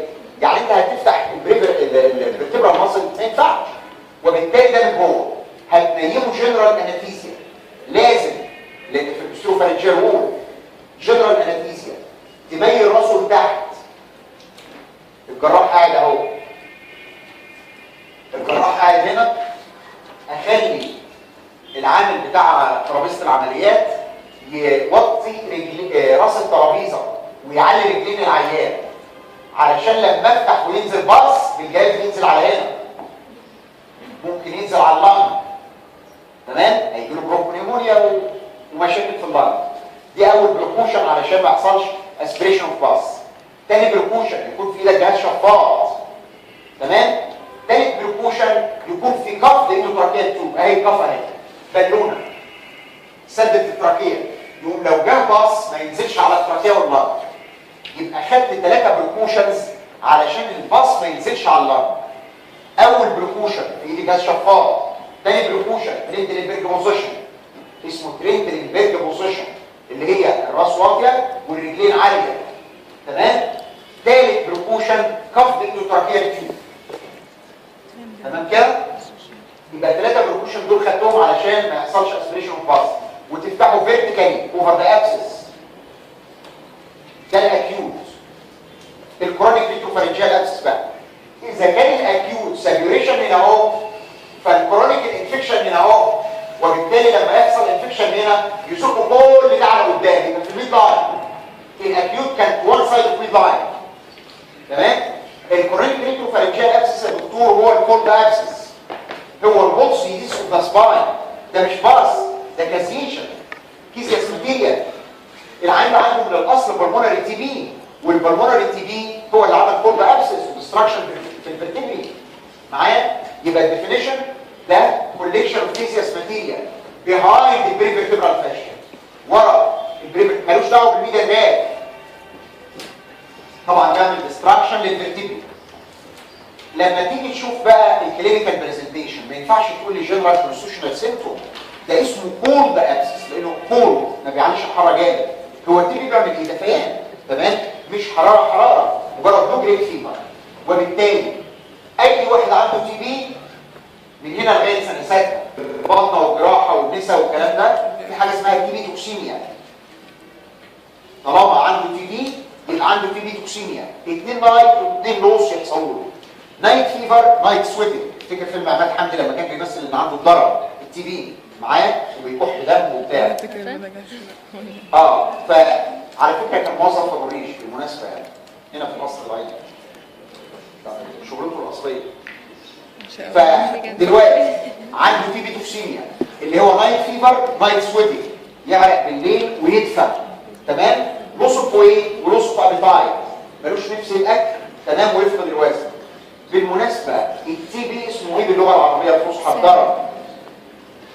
والضرر تساوي كلمه السل، والسل يساوي كلمه فقدان الوزن، سلب، ما عادش فيه معاك. يبقى اذا لوس اوف ويت. سل ولا سل؟ سل. فهمت الكلام؟ مش سل. طيب هو عنده من البدايه دكتور بالمونري تي بي، يبقى عنده كافورموكسس، ما هي دي اللي جابت له الكولد ابسس. تبلوكل بقى يا دكتور، انت عندك فكره يا جماعه ان وانت بتبلع انت نورمال، وانت بتبلع الفارنكس بتتحرك اب اند داون اجينست الفرتبري ثابته، والفارنكس يعمل فريكشن عليها من فوق لتحت. لما الفرتبري متدمره يبقى الفارنكس وهو بيطلع وينزل يوجعه معايا، وبالتالي عنده ديسفيجيا ودروفيجيا وديبليك اوف سلايفا، عنده سويلنج من جوه وسويلنج من بره، زي ما اتفقنا كله سويلنج من جوه وسويلنج من بره. السويلنج من جوه في الميد لاين في البستروفارنجيال وول، لان ورا الميديا لاف، فاهمين اللعبه؟ تمام؟ ده السويلنج اللي من جوه. السويلنج اللي من بره مش سويلنج، ده تندرنس وريجيديتي. راسه مخشبه، رقبته مخشبه. ليه؟ لان الفرتبري ديسترويد وتندر لانها ديسترويد. ستيفنس وديستراكشن في الفرتبري. الانفستيجيشن اكس راي الاقي وايدنج في البري فيرتبرال سبيس مع ديسترويد فيرتبرال بودز. خلاص بقى؟ ما هو كازيشن عامل ديستراكشن، يبقى لازم ديسترويد فيرتبرال بودز. طبعا ما حدش بيعمل اكس راي، بنعمل سي تي دايجنوستيك اللي هو برضه وايدنج وديستراكشن في الفيرتبرال بودز. يبقى مين اللي بيعمل ديستراكشن في الفيرتبرال بودز؟ الكولد ابسس اللي هو بيجي للادلت، الاكيوت ريتروفارنجال ابسس للتشيلدرن. اعملوا الانفستيجيشن بتاع التي بي اللي هي الشيست اكس راي والسيوتم اناليسيس اتليست 3 مرات. التريتمنت بتاع الكولد ابسس. ايه علاج الكولد ابسس بقى يا جماعه؟ اول حاجه انتي فيترس. اصلا دي مش شغلتي يا دكتور. انا لو شخصت كولد ابسس بكلم زميلي بتاع الصدريه، هو اللي بيكتب الريجيمنت بتاع التي بي. تمام؟ هيكتب ايزونايزايد، هيكتب التريتمنت العاديه الفامبسين وهكذا معايا. وبعدين تعملوا اكسجين ودرينج. دي شغلتك بقى. طب هو فين؟ هو هنا، يبقى تفتح ورا. ينفع افتح من جوه؟ ايه؟ عند الفارنكس. انت هتفتح له تراك للتي بي، هتعمل تي بي ساينس. لا، انت تفتح من ورا. وفتح الكولد ابسس ليه كرايتيريا هتاخدها في الجراحه العامه. اوعى تكون بنفسك فاكر نفسك هتدخل مشرط كده وخلاص. لا، ده انت بتشد الجلد لقدام وبعدين تفتح الوج البسترو بوردر اوف البستروماستويد في البسترو تراينجل كده، وتفضي الكيزياس ماتيريال وانت شايل الجلد، وبعدين تروح سايب الجلد فيروح راجع لورا. فالانسجن فتحه الجلد ما تبقاش اوبوزيت فتحه السبكيوتينيوس تيشو. حد فاهم حاجه؟ خلي بالك. يعني انا بيضحك مش فاهم. مش فاهم؟ طيب بصوا يا اولاد، انا لو فتحت كده وفضيت الكيزياس ماتيريال هيتكون تراك والتي بي تسرح وتطلع على بره وتعمل تي بي ساينس. انا مش عايز كده بقى. انا هشد الجلد لقدام وبعدين افتح افضي الكازيشن وبعدين اسيب الجلد فيروح راجع لورا. اذا الجلد اللي هنا بقى سليم، انا فاتح من هنا واصل، وبالتالي ما يبقاش الجرح بتاع السكين اوبوزيت الجرح بتاع السبكيوتينيوس تيشو، ما يتكونش تراك. هو ده الفرق. خلي بالك من حاجه، نراجع مع بعض تاني. كنت فتحت من جوه وقلت فين؟ الاكيوت ريتروفارنجيال ابسس فتحت من جوه فيرتيكال وقلت اخدت 3 بركوشن عشان ما يحصلش اسيليشن باس. تمام؟ وبعدين البارافارنجيال فتحت من بره قدام الاستروماستويد. الكورونيك ريتروفارنجيال ابسس فتحت من بره الونج البسترو بوردر الاستروماستويد. البارا من هنا والكورونيك ريترو من هنا، ده البسترو تراينجل. اخر واحده في السابيوريشن لوت فيكس انجاينا. انا بسميها بدلعها وبسميها لوت فيكس انجاينا. لوت فيكس انجاينا. ايه اللوت فيكس انجاينا دي؟ ده واحد كان عنده مشاكل في اسنانه، عملت له سب مانديبولار ليمفادرايتس والليمف نود نفسها هي اللي سابيوريتد وعملت باص. تمام؟ وبالتالي ده عباره عن دنتال انفكشن وامتد للسب مانديبولار ليمف نود، فدي انفكشن في السب مانديبولار سبيس. اختلفوا عليها يا جماعه. ده اختلاف ديبيت. يمكن في واحد في الاسم يقول لك ايه ده مش ابسس. هو معاه حق في عدم الفهم. هي فعلا في ديبيت على مستوى العالم كله يقول لك ايه؟ اتيدا سيلولايتس از نوت ان ابسس. هي فعلا بدات بسيلولايتس لكن انتهت بسابيوريشن. ما هو اي سيلولايتس يتساب بينتهي بسابيوريشن. فهي بدات بسيلولايتس اللي هي ليمفادرايتس وامتد للسوفت تيشو بتاع السبمنديبولار سبيس. تمام؟ علشان كده في تحذير، اوعى تفتح وهي سيلولايتس لسه ما استوتش. ايه الفرق بين السيلولايتس والابسس؟ السيلولايتس ناشفه، الابسس طري فلاكتوانت معايا، اتكون باص بالونه مليانه صديد معايا. يبقى هي انفكشن في السبمنديبولار سبيس. طب ايه هو السبمنديبولار سبيس؟ بصوا لايدي، ده الطعم، ده السنان اللي فوق ودي السنان اللي تحت، وده الهارد بالك وده السوفت بالك. ده الميوكوزا اوف ذا فلور اوف ذا ماوس. ودي الديب فاشيا اوف ذا نيك بتاع السبمنديبولار ريجن هنا. وطبعا في المايوبروسس الهايبروسس اسف والمايلوهايرويد والحاجات دي، دي المايلوهايرويد والهايبروسس وهكذا. انا السبيس ده ما بين الميوكوزا بتاع الفلور اوف ذا ماوس والديب فاشيا بتاع السبمنديبولار ريجن او النيك للانفستنج لاير، ما بين ده وده هو ده السبمنديبولار سبيس. الحته دي ده السبمنديبولار سبيس، ده هو ما بين الميوكوزا بتاع الفلور اوف ذا ماوس والديب فاشيا. ما هو اللي الفلويد موجوده فيه في السبمنديبولار سبيس، هو ده اللون. تمام. وبالتالي السنان فيها مشكله، عملت سبمنديبولار ليمفودرايتس، الليمفنود هي اللي سابيريت، بيبتدي بسلولايتس وينتهي بانفكشن. يقال كلمه وحشه قوي ان لو انت فتحت وهو سلولايتس انت بتفتح وعمال تهدي في التيشوز، فالتوكسين تروح داخله للدم تعمل توكسيك كونترايتس. تمام. ممكن العين يموت. فما تفتحهاش قبل ما تستوي، قبل ما تكون سابيريشن، قبل ما يبقى فيه فيفر تروبيك بين وفلاكتويشن طري. هنا ما بيعملوش اسبريشن وباص، بس لو ده مش غلط، ولكن ده جنبيه اهو.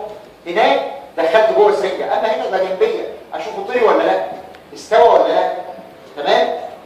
السبب دي ده الانفكشن في 90% من الحالات هو للحق، بيقولوا 85%. 90% ومش للحق، هو للحق كلينيكالي 100%، ولكن الكتب بتكتب 85%. انا بقول لك 90، لكن اكشوالي انا شفتها في كام في المية نتيجه الاسنان كل الحالات. اللهم الا في مره حاله كان السبمنديبولار سليفري جلاند هي اللي انفكتد واسنون انفكتد، وهي اللي عملت سابيوريشن. طب ما نفس القصه، سليفري جلاند او ليمفنود وسابيوريتد هتعمل لي لوكال سانجاينا، بس ده ايه؟ تمام. في 10% من الحالات سبمنديبولار ساليدرايتس وهي اللي عملت لي الانفكشن. نيجي للكلينيكال بريزنتيشن. كلينيكال بيكشر بيكون السيمتوم ده على فكره دي اكيوت ايتس مش زي كولد اكسس رجعنا تاني. يبقى اذا السيمتوم كونستيوشنال سيمتوم فيبر ويدك وماليزو انوركسيا نوكا. العين ده داخلك عامل كده لسانه مرفوع لان الميكوزا بتاع الفلور اوف ذا ماوس عاليه. تمام. والصلايبه نازله كده على الناحيتين بقى، مش ناحيه واحده زي المره اللي فاتت، على الناحيتين. تمام. وسويلنج من هنا واللسان مرفوع بالسويلنج اللي في المخ. تمام. وبالتالي ديسفيجيا ودروفيجيا ودريبلينج اوف صلايبه نيك بين هنا اهو، ويسمع في الاير. مين الشطوره اللي يقول لي يسمع في الاير عن طريق انهي ترايجينال؟ ده فيس ترايجينال. المره اللي فاتت كان فاركس جلوسوفارنجيا معايا. تمام. الساينس بقى جنرال على فكره نفس كلام الستون بتاع السبمنديبولار ساليفري جلاند، ده سؤال اس كيو وموجود عندكم في الكتاب. الستون بتاع السبمنديبولار ساليفري جلاند لو عملت بين تسمع في الارع عن طريق النيرف ترايجينال معايا. الساينس هاي بيكتشر من بالس لوكا سويلنج من جوه وسويلنج من بره. تعالى نرسم.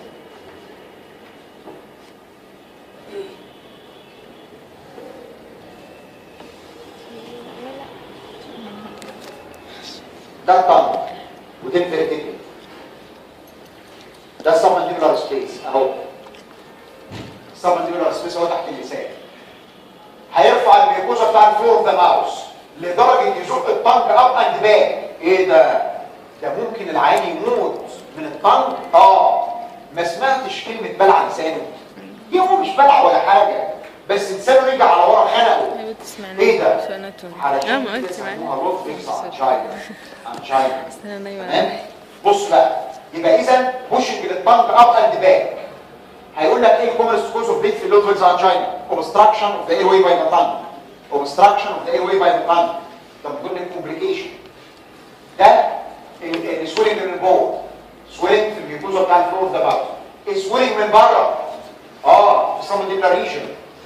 السويلنج اللي من بره ده الاول بيبقى ناشف لانه سيلولايتس، ليتر اون يبقى فلاكتيوال بينب زي البالونه لما يتكون فيه باس فلويد، باس سابيريشن.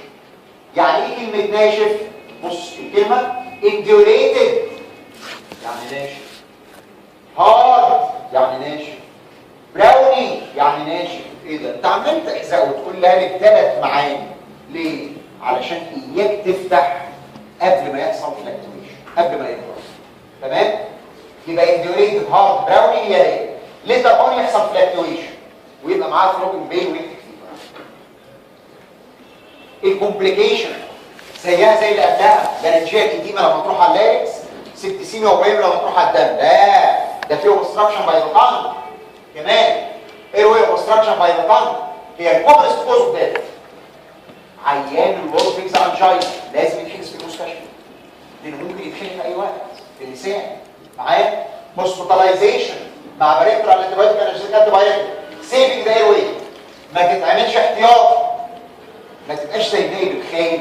يعني مره نايب عندي انا عمري يا ولاد ما كنت مرسل، فعلا الولد ده نسيت نفسه وغسلته. الراجل جاي بلوفكس انجاينا، سعادته جاله الساعه 3 الفجر، ما اعرفش كان نفسه يتعلم تراكيوستومي ولا استسهل علشان ينام، راح عامل له تراكيوستومي. هو ما كانش مخنوق ودخل نام في السكن. طب ليه عملت له تراكيوستومي؟ الله، ما هو ممكن يتخنق. اتخنق؟ لا ما تعملش. هي التراكيوستومي دي عمليه سهله؟ انت فاكر التراكيوستومي دي زي دكاتره الشرع ما بيقول لك تتعمل في الشارع؟ لا طبعا، التراكيوستومي دي عمليه محترمه لازم تحترمها. اللارنجوستومي دي بيتعمل في الشارع زي فيلم الاناكوندا والحاجات دي، تفتح له خرم هنا. اما التراكيوستومي عمليه محترمه لها الانديكيشن بتاعها. لو اتخنق اعمل له تراكيوستومي سيفير سترايك. اما لو مش مخنوق تعملها احتياطي ليه؟ حرام عليك تفتح له وتشيل له رجل من التراكيه والكلام الفارغ بتاعك ده. كف اوف تيشو، انت فاهم؟ اذا ما تتعملش احتياطي يا جماعه. ساعات كان عايز ينام ويريح دماغه، بدل الممرضه تتصل بيه كل شويه تقول له ايه؟ الحاج العيل اتخنق، ويجي جري يلحقه ما يلحقوش طب ليه؟ هو عملها احتياطي. لا مش عايزين كده. يبقى تراكيوستومي ان سيفير سترايدر لازم انسيجن اند درينج. امتى؟ لما يحصل فلاكتويشن براوات بدات بيه او ثروبنج بين او كده، بس لازم فلاكتويشن. السايت اوف ذا انسيجن ترانسفيرس في السبمانديبولار ريجن. بص الباص نزل انهار. ترانسفيرس في السبمانديبولار ريجن. ترانسفيرس في السبمانديبولار ريجن. العينات دي لو تلاحظ عليها حاجه، الصوره دي جت في امتحان صور قبل كده، محجوزه في الاي سي يو. تخيل علشان اروح في انجينا، علشان لو اتخنقت تلحقوها. اهي نقطه في انجينا معايا. قولوا بسرعه اسئلتكم دكتوره. لا علي صوت.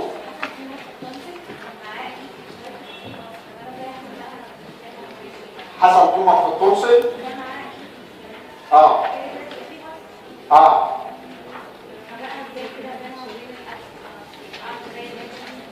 اما في اخطاء شائعه. انا عندي ولد نايم بيشيل تيروبروسال سيست اسمه الفتله اللي هو يتفاهم مشاكل هتحكي التيومر حصل ايه؟ ما حصلش مصيبه. اما الانيوريزم اساليه السؤال ده اشك من كده. الانيوريزم يا دكتور قبل ما تجازف ما انت دخلت سرنجه وشفطت، لو جه دم ده الانيوريزم. اما لو فتحت في التيومر ما حصلش مصيبه. فاهم؟ ما حصلش مشكله كبيره. قول سؤالك. مين اللي كان بيسال؟ قول. بيكسترايال. ليه رسم في الظهر مش في قلت لك نون سبيسيفيك. انا مش مقتنع، انا زيك مش مقتنع. ايوه بس الكاركتر بتاع السويرك لا في اللازر فرنشال هو يعني انت تقصد تقول ليه ما عملوش سترايد كوينز؟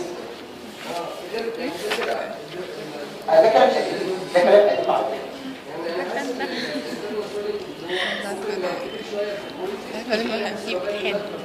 بالمناسبة في اوفرلاب بين الاثنين ممكن تغلط طبعا. هو نون سبيسيفيك ولكن احفظه. ولكن سينكر زي فيرتيكولار او فرنشال بعمش. لا على صوت. اي ايه؟ لا مش شرط. انا شفت حالة طفلة الاثنين مع بعض لكن مش شرط، لان في بينهم ديب فاشيا اللي هي الاسم اللي هي واخدين فاشيا تفصل الاثنين عن بعض. فاهم؟ الزنكر زي الفرتيكولم او الفرنشال باوتش. ناخد بسرعه الديزيز ده. انا عايزك بس تبص للصوره المعبره دي. يا سلام يا ولاد، بصوا يا ولاد، نصيحه تبقى جراح شاطر لازم تعرف اناتومي كويس قوي، مش تعرف اناتومي، لازم تدرس الاناتومي كويس قوي. زي ما كانت بقول لك ايه، هاشم تدرس الاناتومي كويس قوي. اناتومي زي الباثولوجي يساوي جراح شاطر. ده عباره عن ايه الصوره دي؟ ده لارنكس، فيرويد كارتلج، كريكويد، وتراكيه. ده الايروي، تمام؟ ده اللي هو يكون فوقين، ده الفارنكس، وده اللي هو الاورو، وده اللارنكس والتراكيه من قدام، تمام؟ هنا بقى الفارنكس الهايبو، وبعدين الاسوفاجاس. دكتور ده الاسوفاجاس؟ ده هنا يعني المعده؟ مش في حاجه اسمها اللور اوسوفيجيال سفنكتر والابر اللي هي دي. وصلت الصوره جايه ازاي؟ يعني ده يا دكتور الهايبوفارنكس؟ يعني دي يا دكتور بص دي بتعمل ايه؟ يعني دي يا دكتور اللي اسمها الانفيروكوليستريكتور ماسل. الانفيروكوليستريكتور ماسل عضلتين وليست عضله واحده. الانفيروكوليستريكتور ماسل دي عضلتين اسمهم ايه؟ عضله طالعه من الاوبليك لاين الثايرويد كارتلج، من الثايرويد كارتلج اسمها ثايرو فارنجياس تروح للميد الراك، وعضله طالعه من الكيكويد وتلف وتعمل رينج عند الابر اسوفيجاس اسمها كليكو طالعه من الكيكويد، كليكو فارنجياس. يبقى احنا عندنا تو بارتس عندنا الانفيروكوليستريكتور، واحده ثايرو الفايبرز بتاعتها اوبليك فايبرز، واحده كليكو الفايبرز بتاعتها ترانسفيرس. خلي بالك دي الابر اسوفيجيال سفنكتر اللي هي كليكو فارنجياس، تمام؟ اللي بتبني على جيش الجوس بتاع الاستومك.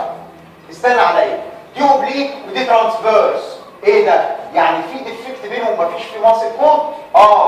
الديفكت اللي كان هنا ده اسمه كيليانز ديهيسنس. كيليان في 1906 اكتشف كيليانز ديهيسنس. يعني ايه ديهيسنس؟ يعني ديفيشنت، يعني مفيش في ماسل كود، تمام؟ ايه ده؟ انتوا قالوا لكم في الباثولوجي الهرنيا بتيجي ازاي؟ الهرنيا هنا الاجوينال هرنيا، الاجوينال هرنيا بتيجي ازاي؟ خرم في الانترو ابدومينال رول. خرم يعني ويكنس، يعني حته فاضيه مفيش فيها عضلات. وحصل كونستيبيشن او الانترا ابدومينال بريشر زاد بكحه جامده او بحزقه، تمام؟ راحت حته من الانتستين، انا اسف لللفظ، باظه من الخرم اللي هو الاجوينال فورم، راحت طالعه. طب نفس القصه، حته ديفكت مفيش في ماسل كود، تمام؟ اهو اسمه كيليانز ديهيسنس، وحصل سبازم في الاسفنكتر دي وانت بتاكل، الاكل ما بينزلش، الانترافرنجيال بريشر زاد، راح حصل هرنيشن للميوكوزا. تعالى نرسمها رسمه ثانيه، رسمه كورونا. بص الهايبوفارنكس اهو، والاسوفجاس اهو، ودي كريكوفارنجياس، ودي الثايروفارنجياس.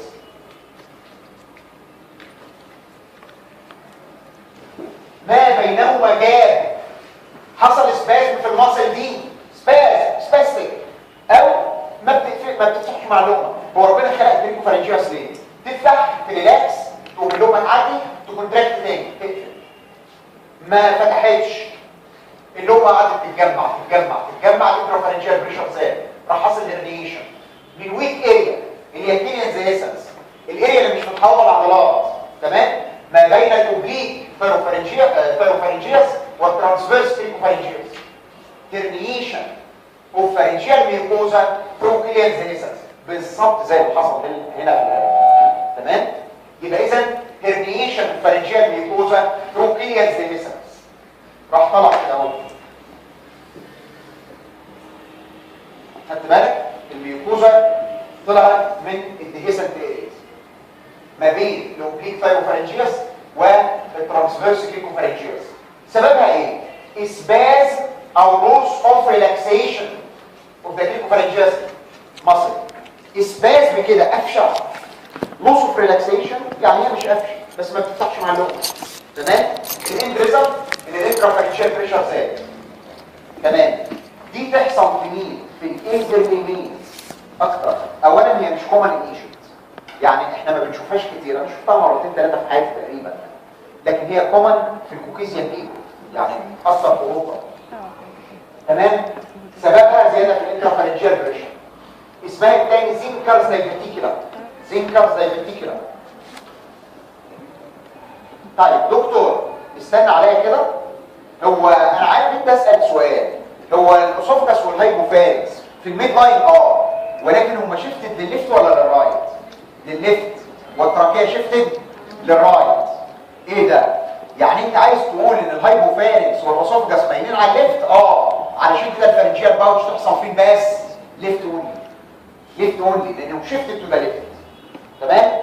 فالسويلنج بيبان على الليفت اكتر. ليه؟ لان هم مايلين كده وان كان لكل بعض شواذ. الكلينيكال برزنتيشن بتبقى رير ديزيز الالدرلي بيبل. تمام؟ يعني ما ينفعش يجي الاطفال ما شفناهوش. السيمبتومز هيجي له ديسفيشيا. ليه يا دكتور؟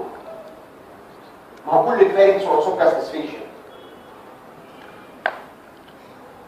وهنا سبازم. بدل ما اللقمه كانت بتنزل هنا بتنزل هنا، وكل ما تنزل هنا كل ما الباوتش يكبر، الهرنيا تكبر، تدوس على الاسوفجس اكتر، تعمل ديسفيجيا اكتر. يبقى ديسفيجيا. تمام؟ طبعا جميع انواع الديسفيجيا اكتر من السوليدز ما عدا الاكاليزيا والتكارديا هناخدها ليتر اكتر من الفلويدز. طيب بعد كده ريجرجيتيشن، اللقمه اتجمعت هنا. يجي العيان ينام يروح مرجع الاكل تاني. فوميتنج ولا ريجيرش؟ ريجيرش، لان الفوميتنج من الاستومك، اما ده من فوق. دايجستد ولا ان دايجستد؟ ان دايجستد. وبالمناسبه ده من ضمن اسباب الريحه الوحشه من البق في ترولس، لان اكل بيتعفن في الباوش فيطلع منه صوره وحشه. تمام؟ يبقى ريجرجيتيشن اوف ان دايجستد فود. نيك سويلنج على الليفت سايد بس، لان الهايبوفارنكس والاسوفجس مايلين على الليفت. نيجي للاكزامينيشن السايدز على النيك، السويلنج على الليفت سايد. السويلنج ده هو نفس الكاركتر بتاع الهيرنيا اللي قالوها لك في الباثولوجي السنه اللي فاتت، اللي هو كانت سيستيك ريديوسابل او كومبريسابل، بتزيد مع الحزقه والكحه. نفس القصه، سيستيك كومبريسابل بتزيد مع الكفن والسترين. تمام؟ عند الانترو بوردر اوف الستروماسويد، عند الانترو بوردر تحت الستروماسويد جاست، تحت الانترو بوردر معايا؟ يبقى ده على الليفت سايد. قلنا ليه؟ دكتور لو انا شفت من جوه ده اللانس ده وده فوكال كون وده فوكال كون، ده الهايبوفارنكس، هي دي البايرفور، والناحيه الثانيه المفروض في بايرفور، دي البايرفور. الاقي جواها في خرم اللي هو ده، وانت هتشوفه بعينك يا دكتور؟ لا، صعب قوي. ليه؟ لان الدنيا بتبقى كونجستد وإيديمتس، وفي سلايفا في زورك عماله تتجمع هنا، وفي اكل هنا. تمام؟ وبالتالي هتلاقي فروث اوف سلايفا. تلاقي ده طبعا انت مش هتشوف الاكل اللي هنا، لكن تلاقي فينا سلايفا متجمعه. ما هو النورمال ان السلايفا بتتزحلق على الميكروب وتنزل للسtomach، لا، متجمعه هنا ليه؟ لان تحتها حفره معايا، وبالتالي بتلاقي بول اوف سلايفا. لو عملت له اندايركت لارنجوسكوبي وشفت اللارنكس او فليكسبل لارنجوسكوبي زي ما اتكلمنا المره اللي فاتت، هتلاقي سلايفا على الليفت سايد ولا الرايت؟ على الليفت.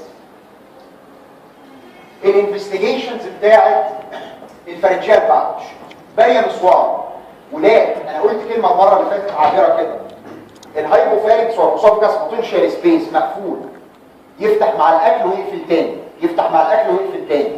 وقلت لك كلمه كده عدت، لو الهايبوفارنكس والاسوفجس كان تيوب مفتوحه ليل ونهار كان بطنك نفخت. لا، ده ربنا خلقها تعدي اللقمه وتقفل.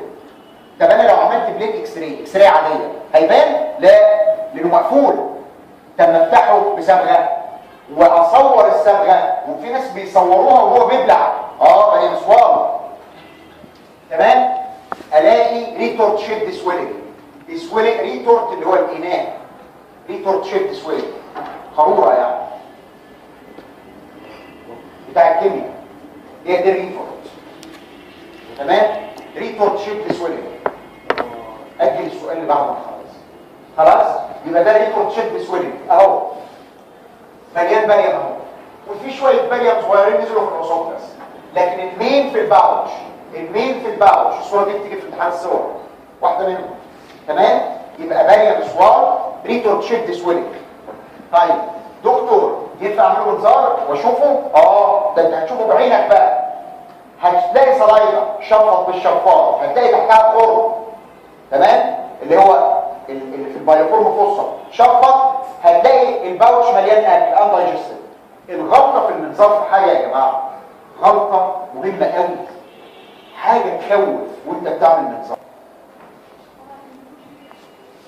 sometimes وانت مدخل المنظار تغلط على ان ده تشخص المنظار اهو، تغلط وتدخل الباوتش على انه اسوفجس، تبقى فرحان قوي ونازل تروح نازع الباوتش كده. تمام؟ يبقى اذا اصل دي مقفوله ومش واخد بالك منها والمنظار سرح منك ودخل على هنا.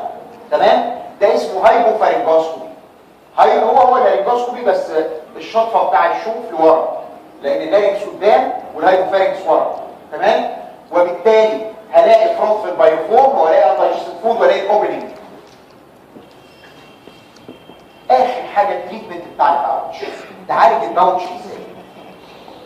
زي الهرم بالظبط، ليه علاج جراحي وعلاج مناظير. نشوف الاندوسكوبيك اللي هي الاخف الاول، علاج المناظير الاندوسكوبيك. هو الباوتش سببه ايه يا دكتور؟ اسباز في كريكوفارنجياس اللي هي دي قفشه، دي قفشه. طب لو الباوتش ده لسه صغير كده وجاي ودي قفشه اوسعها، يقوم توسع، يقوم اللقمه تنزل هنا، الباوتش يمنع يكبر، وكفى الله المؤمنين شر القتال. ده لو العين جالك وهي لسه سمول معايا، يعني ما كانتش كده بقى، كانت كده لسه صغيره. تمام؟ فاذا لو انا وسعت العضله دي، تمام، خلاص الاكل هينزل والانترافارنجيال بريشر يقل. توسعها ازاي؟ بتدخل المنظار تلاقي السفنكتر قفشه كده، تجيب الاستيك دايليتور. الكلمه دي قلتها المره اللي فاتت، الاستيك دايليتور، واحد اهو، واحد ادخل، واحد ادخل، وهكذا. تفزلله علشان وهو داخل يتزحلق ما يعورش، وتدخله رفيع بعده دقيقه ونص دقيقتين، وبعدين تشيله وتدخل الاوسع، وبعدين تشيله وتدخل الاوسع. تمام؟ ريبيت الدايليتيشن شهرين ثلاثه ويحصل اسبازم تاني، دخله تاني. يبقى دي ريبيت الدايليتيشن. خلاص؟ بالمنظار. دي اول كلمه، ريبيت الدايليتيشن. طب يا دكتور بقول لك اندوسكوبيك اكسجن اوف ذا سيبتوم بتوين ذا باوتش اند ذا اسوفجس لما يكون كبير. الصوره دي جميله قوي مرسومه عندك في الكتاب. ده الاسوفجس وده الباوتش وده الهايبوفارينكس. السيبتوم ده اللي بين الباوتش والاسوفجس شيلته بالمنظار، دخلت هنا اهو، رحت شايله بالدايسيرمي او الليزر. خلي بالك هو الاسوفجس والباوتش والهايبوفارينكس كلهم متغطيين من بره الفاشيا، فهتفتكر نفسك لما تشيل السيبتوم اللي بين ده انك هتفتح على النك، ابدا. ارجع لصورتنا تاني. انت كنت راسمه كده يا دكتور في الاول اهو. طيب ايه رايك ان انا اشيل الباوتش ده، اخلي السيبتوم ده اخلي الباوتش والاسوفجس حاجه واحده، يبقى اللقمه هتيجي تنزل تروح نازله هنا ونازله هنا، ولا يهمني المنظر هيبقى كده بعد العمليه.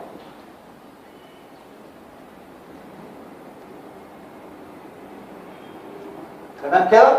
ده كان اسمه الباوتش وده الاسوفجس، كان في سيبتوم ان بتوين، دخلت بالمنظار من هنا وطيرته. خلي بالك من بره متغطي الفاشيه، انت ما فتحتش تشو على النك. تمام؟ يبقى اكسجن اوف ذا سيبتوم بليزر او دايتيرمي. دكتور السيرجيكال بقى، يا دكتور مش الاسفنكتر دي قفشه؟ الاسفنكتر دي قفشه، ادخل القاعه، ما هاستك، ادخل القاعه من غير ما تعور الميوكوزا اللي جوه بتاع الفارس. تمام؟ قطعتها راحت مهويه. هتقول لي هيجي جاستريك جوس وجرش، ماشي، ما انت هتديله انت اسيد بقى وحاجات من دي معايا. كريكوفارنجيال مايوتومي، كريكوفارنجيال مايوتومي اهي، بصوا العمليه اهي، ما هي دي كريكوفارنجياس ودي فيروفارنجياس اهي، قطعتها فالفايبرز بعدت عن بعض. تمام كده؟ يبقى ده كريكوفارنجيال مايوتومي. طيب دكتور ده لو كان الباوتش صغير، اما لو الباوتش كبير زي ده، ادخل شيل الباوتش واعمل له كريكوفارنجيال مايوتومي وبريفنت ريكارنس. بمعنى اهي شيل الباوتش ده هتقطع من هنا وتريبير، شلت ده هيرجع تاني لان في سباس من هنا، اعملوا كده فاينانشال ماني تو بريفنت ريكارنس. قول سؤال مين اللي عايز يسال؟ هو مش السفيجيا المفروض فور سوليدز بس، يعني موستلي فور سوليدز. مور فور سوليدز لكن مش سوليدز بس. طب الباريوم ليه بيبقى داخل على الباوتش بس؟ لا داخل على الباوتش والاسوفجس بس الباوتش اسهل، ما هي السكه سباستيك لكن هيرسم كله. طب ما دخل على الباقي اهو، ما الاسوفجس اهو بس دخل اقل، لكن هنا اكتر لان في الحش هنا السفنكتر معايا. خلاص كده خلصنا كده الفرنجيال باوتش او زنكر زي ما تيجي. على فكره احنا بقينا بس موضوع الالسرز انا مش عايز اشرحه لان ده انتوا هتذاكروه، ده تجميعه انا شرحتها، بس عايز اقول لكم البنفيكس والبنفيكوز والحاجات دي. بس دي قولي بسرعه. هو أنهي الصلاة بتتجمع؟ الصلاة دي ما بتنزلش من سهلة يعني. لا هي لو كل نوع مش مصر قافله على سبيس لازم جراحه ضيقه، وبعدين ونفس الفكره مع الباريه ما نزلش كتير برضه. انا ماليش في المناصير اعمل تدريب بلدي. انت اسهل الصليبة لا تروح الحفرة اسهل يعني لا هي حفرة قدامها هتروح طبعا مادام السكة التانية مش حلوة. ردي طيب هو في الفاشية اللي بره اصلا مش برضو عاملة باوتش مش مغلفة كله؟ ماشي، عاملة باوتش هي عامله باوتش بس الفاشيه ديت مفيش مشكله لانك انت عندك هنا في فتحه كده واحده تخينه صح؟ لما تشيل المصص دي الفاشيه تبقى سايبه على كله على بعض، الفاشيه مش هتبقى فيها كونستريكشنز. المصص زي اللي بتبقى مضيقه الحته. بس قسم الايه اللي دي مفيش فيه سيده واحده بس. ولاد الابسط اوف ذا ماوث الفاركس هتقعد تقراها سهله قوي بس حته السكين ديزيز الحمد لله رحموه. طبعا هتقراها كلها ايه نقراها لوحدنا وطبعا البلاد دي استخدامها المره اللي فاتت كلها. هو بس السكين ديزيز يعني جمعنا معانا بنقول هو ليه يا دكتور انت بتاخد السكين ديزيز في الاوروفارنجيال ألسر؟ لان ربنا خلق الانسان ليه كفر من بره، قشره من بره ليه لايننج من جوه. القشره اللي من بره دي هي السكين واللايننج اللي من جوه ده الميوكوزا. نفس الديزيز اللي بتيجي هنا بتيجي هنا تمام، اللي هي بيسموها الاوتومين ديزيز عامه. فبنقول السكين ديزيز في حاجه اسمها بنفيجاس وشبيه بيه بنفيجوي، قول يعني شبيه بيه. البنفيجاس ده مع اني الى الان كل ما افتكر اقرا ترجمته انسى، ما اعرفش يعني ايه بالعربي، بس هو مرض سيدنا ايوب اللي عنده فكره كان مرض اسمه بالعربي تمام. فالبنفيجاس عباره عن ايه؟ بولي وبتفرقع وتعمل ألسر. بولي زي الحريق تمام بس هو مش حريق، بولي وبتفرقع وتعمل ألسر، ده البنفيجاس تمام. وبالتالي زي ما هو في السكين موجود في الميوكوزا بتاع الماوس والفاكس. طيب دكتور هي البولي دي فين؟ سوبرفيشال في الابيثيليوم، في الابيثيليا لير. تعال شوف السكين كده رفلي. السكين مكون من الابيثيليوم الابيديرمس وبعدين الديرمس تمام. البولي حصلت هنا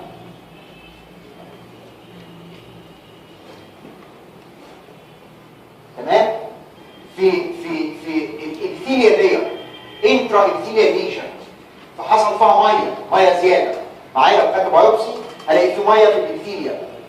طب يا دكتور مش الديب لير اوف ابيثيليوم اوف ابيديرمس لها اسم؟ بريكت سيل. الديب لير من البريكت سيل دابت في الميه وبالتالي اسمها اكانثوليسيس او بينطقها اكانثولايسيس اكانثوليسيس.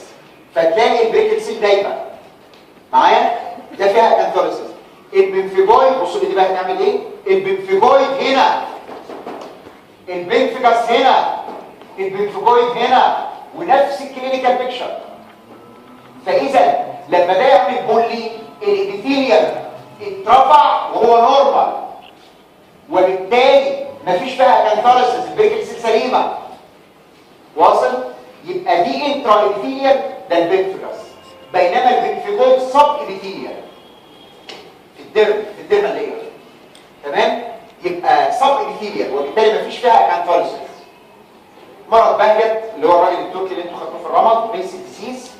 هو عباره عن حاجتين: اوروجينيتال ألسر، ايريدوسايكلايتس، انفلاميشن في الايريس والسيلياريبول. بيقسموها الثلاثه بقى: اوروفارنجيال، جينيتال، ايريدوسايكلايتس. ده اوتومين ديزيز. بهجت لما اكتشفوا الثلاث حاجات دول بعد ما مات طبعا، اكتشفوا حاجات ثانيه، بلاوي ثانيه خالص للبيتس. ده هم الثلاث حاجات المشهورين بيه، ولكن اكشوالي ده اوتومين ديزيز. كل دول اوتومين بيتعالجوا بالكورتيزون. في كذا حاجه منهم بالنسبه يهمنا احنا: السنسوري نيورال نيرجلوس ده سندروم، تمام؟ الكتروما ديزيز ده سندروم كاركتر معينه، تمام؟ الدراج ايرابشن لو انت خدت دواء وعمل فيزيكال وكوبايبات ممكن تفرقع وكان عندك حساسيه ليه هيبقى ممكن تفرقع وتعمل غلط. ده بس انا يمكن قلت لكم الحته ده عشان ماشي كده والله انا كده خلاص الحمد لله.